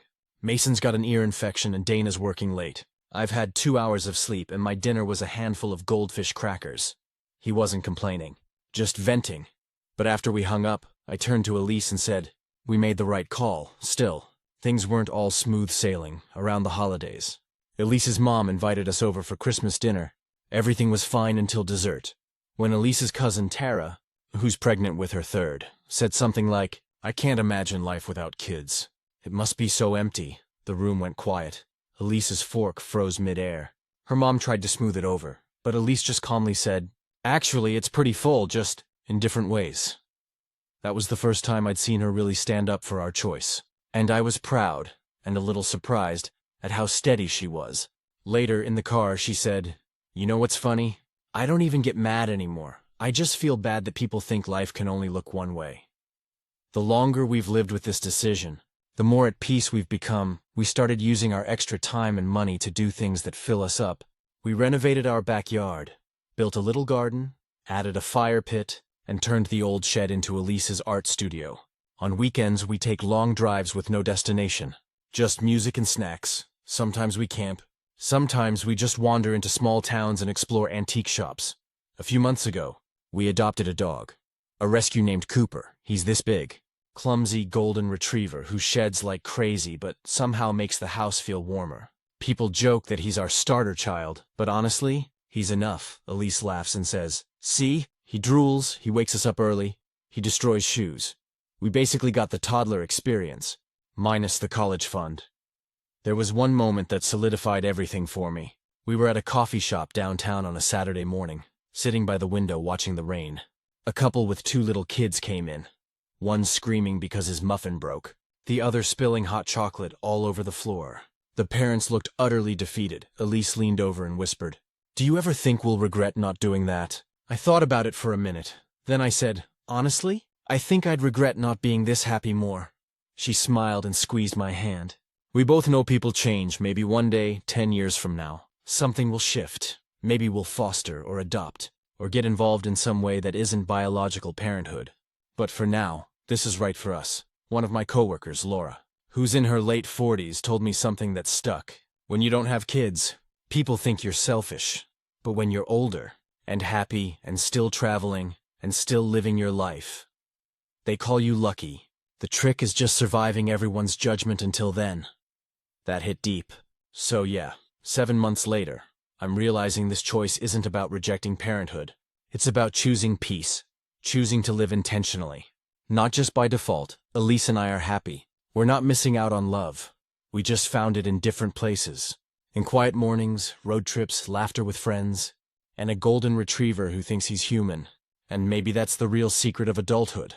Not doing what's expected, but doing what lets you breathe. Final update. It's been just over 4 years since I wrote my original post about realizing why people don't want kids, and 2.5 since my last update. Reading it now feels like looking at a snapshot of who I was. Someone just beginning to untangle what happiness meant for me. Someone trying to make peace with not following the script everyone expected. A lot has changed since then, some of it in small, almost invisible ways, some of it in huge, life-defining moments. Elise and I are still together. Still child-free, still happy. But life has a way of throwing curveballs even when you think you've found your rhythm. A year after my last update, Elise's mom got sick. It wasn't anything dramatic or cinematic, just a slow decline in health, the kind that creeps in quietly until suddenly it's all-consuming. Elise started spending a lot of time at her mom's place, taking her to doctor appointments, managing her medication, and just sitting with her. I'd drive out there after work sometimes, bringing dinner or just keeping Elise company. Those evenings were heavy, but also strangely grounding. One night, Elise's mom, who had always been the most vocal about wanting grandkids, said something I'll never forget. We were sitting in her kitchen, the three of us. The only sound the hum of the refrigerator. Out of nowhere, she said, "You two made the right choice." Elise looked up confused. "What do you mean?" Her mom smiled faintly. "I used to think having kids was the only way to build a family. But watching you two these past few years, I realize you already did. You have each other." "And that's enough," Elise cried. "I did too, quietly." It was like hearing her mom finally understood. Really understood. What we'd been trying to say for years. She passed away a few months later. It was peaceful, but it left a hole in Elise that took a long time to heal. During that time, something else shifted in us. We started seeing how family can look so different from what we grew up believing. Elise became close with her younger cousin, Natalie, who's 17 now and from a rough home situation. Over the past year, she's been staying with us on weekends, sometimes longer when she needs space. It's been strange, suddenly having a teenager in the house. The mess, the moods, the music that sounds like robots fighting. But I'll admit, I've grown attached. One night she asked me, "Do you ever wish you had a kid?" I told her, "No, but I'm glad I get to be in your life." She smiled and said, "You're like my part-time parents." That hit me in a way I wasn't expecting. Because I realized, maybe I didn't need to have kids to nurture someone. Maybe it just happens when it's meant to, in different forms. Life with Elise has also grown richer in ways I didn't expect. We've traveled more, not lavishly but meaningfully. We've done road trips down the coast, camped under stars in Utah, even spent 2 weeks in Italy last spring. We wander, explore, learn, and breathe. There's no sense of rushing, no ticking biological clock or school calendar, just time. Sometimes, we'll be sitting somewhere quiet, like a little cafe in a city we've never been to. And Elise will lean over and whisper, "Can you imagine doing this with a toddler?" And we'll both laugh, maybe a little too loudly. But it's not mockery, it's gratitude. We've also seen our friends' lives unfold differently. Marcus and Dana now have 3 kids. I saw Marcus recently. We grabbed a beer while his kids were at soccer. He looked tired, still, but content in a different way. He asked me if we'd ever changed our minds about kids. And when I said no, he smiled and said, "Good. You guys always knew who you were. I envy that sometimes." That meant more than he probably realized. My sister Emily has 2 kids now too. When I visit her, I can see the joy in her chaos. Her life looks like what I once thought mine had to. Loud, messy, full of purpose, and she's incredible at it. But every time I leave her house, exhausted just from watching her juggle everything, I feel an overwhelming sense of relief that I get to go home to quiet, and she feels the same about me in reverse. Once, over dinner, she said, "I love my kids more than anything, but sometimes I dream about your life. You guys get to just be." And I said, "I dream about having your energy." We laughed. And it struck me that both of us were exactly where we belonged. One thing that's changed in the past few years is how people talk to us about not having kids. The older we get, the less anyone brings it up. It's like once you cross a certain invisible line, mid-30s, maybe people stop waiting for you to come around and just accept it. Now, instead of awkward silences, I get comments like, "You two are always traveling," or "You seem so happy together." And I am. We're not perfect. We still have fights. About money, about work stress, about who left the dishes overnight. But there's no lingering resentment, no sense of something missing, just the natural ebb and flow of 2 people building a life that fits them. The biggest shift, I think, is in how I see meaning. I used to believe meaning came from milestones, marriage, kids, careers, legacy. But now I think meaning comes from presence, from being intentional with how you spend your time, who you spend it with, and what kind of peace you create for yourself. The world can make you feel like you're behind if you're not checking the same boxes as everyone else. But lately, I feel like I'm exactly where I'm supposed to be. Sometimes on quiet Sunday mornings, Elise and I will sit on our porch with coffee, watching Cooper chase squirrels, the light slanting through the trees. She'll look at me and say, "You happy?" And every time, without hesitation, I say, "Yeah, I really am." Maybe that's all anyone's really chasing. Not perfection, Not the ideal version of adulthood, just contentment. I don't know if younger me would have understood that, but I think he'd be proud to see that I finally figured out what makes life feel full. And no, it's not kids, it's peace, it's choice. It's love that doesn't need to follow a rule book. It's waking up next to someone you adore, knowing you built a life that's yours, not anyone else's idea of what it should be. And that for me is enough, always has been. Always will be. Stories number 12. He named his dad instead of me. I never thought I'd be the kind of person who posts something like this. But I honestly don't know if I'm overreacting or if I have a right to feel as betrayed as I do. I've been married to my husband, Evan, for 8 years. We met in our late 20s. Got married a few years later, and now we're both in our mid-30s. We have a comfortable, stable life together. We own a small house outside of Raleigh, have 2 dogs, and while we don't have kids yet, we've been talking seriously about trying soon. Evan's always been the responsible one with money. He budgets, invests, tracks things. I'm more of a pay bills than live kind of person, but I've always trusted him to handle our finances because he's transparent about them. Or at least, I thought he was. Last month. We decided to review our financial documents, wills, savings accounts, mortgage details, all that adult stuff you put off for too long. I suggested we make sure everything was up to date, especially since we've been talking about having a family. That's when I found out, while going through our insurance paperwork, I noticed Evan's life insurance policy listed his father, Carl, as the sole beneficiary. I assumed it was a mistake, maybe something left over from before we got married. But when I asked him about it, his reaction wasn't what I expected. He didn't look surprised, embarrassed, or even sheepish. He just said, "Yeah, that's right." I laughed a little, waiting for the part where he'd say he just hadn't updated it yet. Instead, he said, "It's intentional. I want my dad to be taken care of if anything happens to me." That hit me like a punch in the chest. I asked, "What about me? What about our house, the dogs, everything we've built?" He shrugged and said that I'd be fine, that I make my own money, and that his dad would need it more. His father is retired and lives in a small apartment in Florida. He's not struggling financially. I tried to stay calm, but I could feel my voice shaking when I asked, "You don't trust me with it?" He said, "It's not about trust. My dad raised me alone after my mom died. I owe him everything." I told him I understood loyalty and gratitude, but that's not what a marriage is. We're supposed to be each other's person. I even said, "Evan, if something happened to me, you'd get everything I have, no question." He just said, "That's your choice." We argued for hours. He accused me of making it about money, which wasn't fair. It's not about wanting the money. It's about what it represents. When you choose a beneficiary, you're choosing the person you trust to handle your affairs, the person you believe will honor your wishes. I thought that was supposed to be me. Since then, things have been tense. I tried to talk about it again a few days later, but he shut down. He said, "I don't want to talk about this anymore. It's settled. Settled for him maybe, but not for me." I talked to my sister Emily about it, and she was furious on my behalf.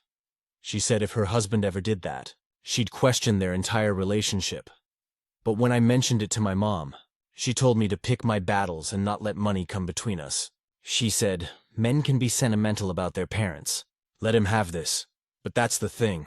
It's not just sentimentality. It's a legal financial choice that excludes me from something that should be shared. We've spent 8 years building a life together. We've merged everything, except apparently the one thing that really shows trust. It's been 2 weeks since that argument. Evan's acting like nothing happened, but I can't shake the feeling that something cracked between us. I look at him and feel distant. I still love him, but now there's this wall I can't see past. It's not about the money. It's about what it means when your spouse makes a choice like that and doesn't even tell you. Am I wrong for being angry about it? Because the more I think about it, the more I feel like I might never look at him the same way again. It's been about a month since I found out about Evan naming his dad, Carl, as the life insurance beneficiary, and honestly, things have only gotten more complicated. I thought time might help me cool down, but instead, the anger has turned into this quiet, simmering frustration I can't shake. I tried bringing it up a couple of times again, hoping maybe we could talk it through calmly, figure out a compromise.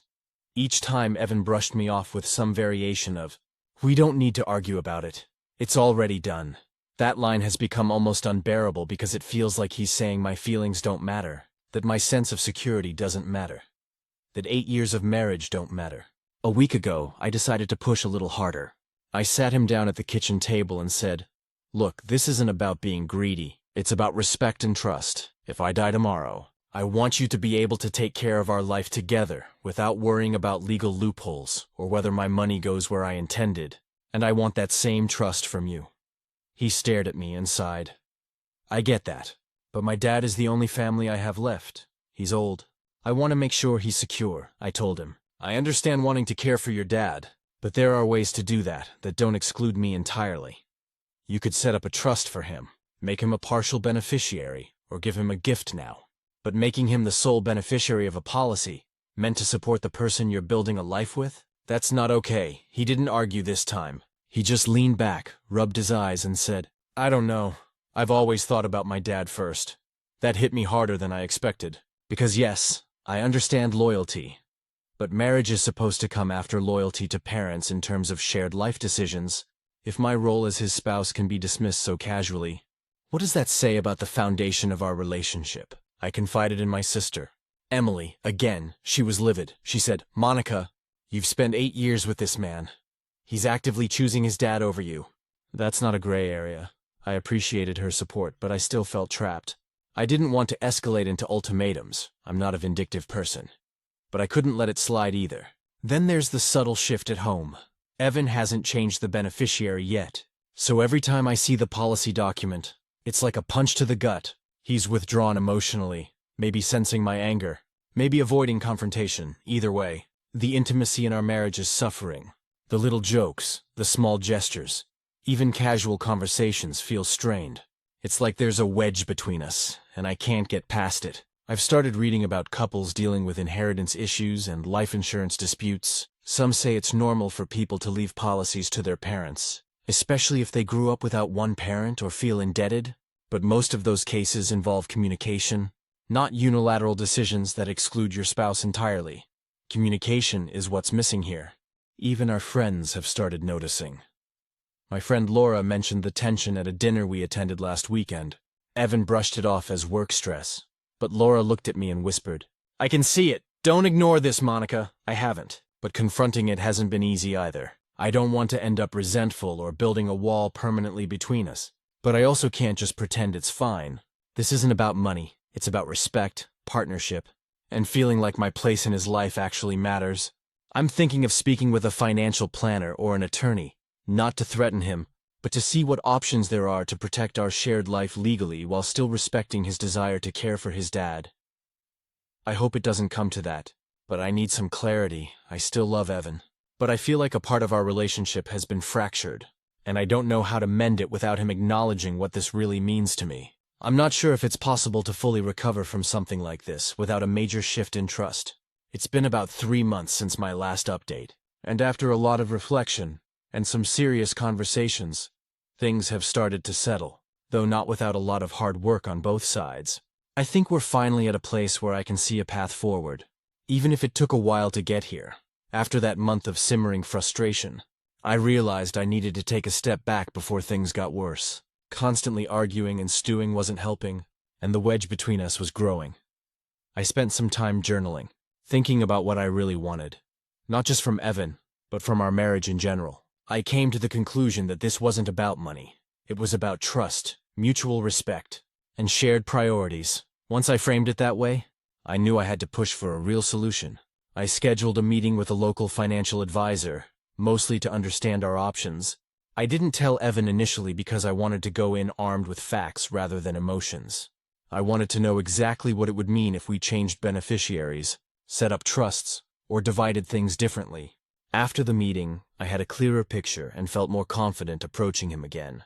I sat him down one evening after dinner. This time, I tried a different approach. I explained that I wasn't attacking his relationship with his dad. Carl had clearly been important in his life, but that our marriage needed to come first when it came to decisions like life insurance. I showed him some examples from the advisor, a partial beneficiary setup, a trust to provide for Carl, and other ways to make sure his dad was cared for without excluding me. Evan listened quietly. I didn't interrupt or raise my voice. I just laid out the facts and my feelings. After a long pause, he finally said, "I didn't realize how much this hurt you. I thought I was just doing the right thing for my dad." But I see now that it made you feel secondary. That was the first time he fully acknowledged it. And honestly, it felt like a small weight lifting. I told him that I understood his intentions. But in a marriage, decisions like this can't be one-sided. He agreed and said he was willing to make changes. A week later, we went back to the financial advisor together. Evan decided to set up a trust for Carl and name him as a partial beneficiary, while updating me as the primary beneficiary for the policy. It wasn't easy for him emotionally. He said he felt guilty. But he did it. That action alone removed a huge source of tension.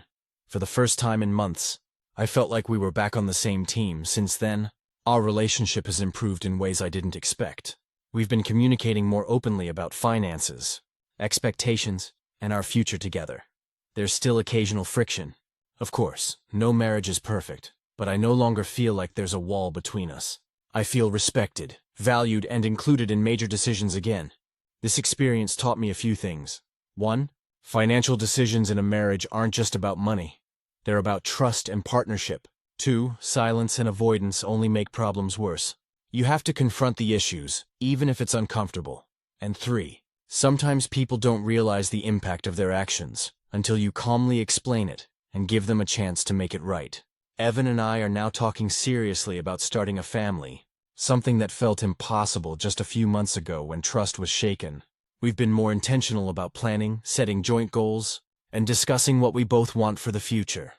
For the first time in a long time, I feel genuinely secure in our marriage, emotionally and financially. I don't know if everyone will understand why this was such a big deal for me, but it mattered. It mattered because it tested the foundation of our relationship and forced both of us to examine our priorities. I'm grateful that Evan was willing to listen and adjust. Not everyone would, and that makes me feel hopeful about the next chapter of our lives together. At the end of the day, it wasn't about the policy itself. It was about being seen, respected, and trusted in the person I thought would always have my back. And now, I finally feel like I do.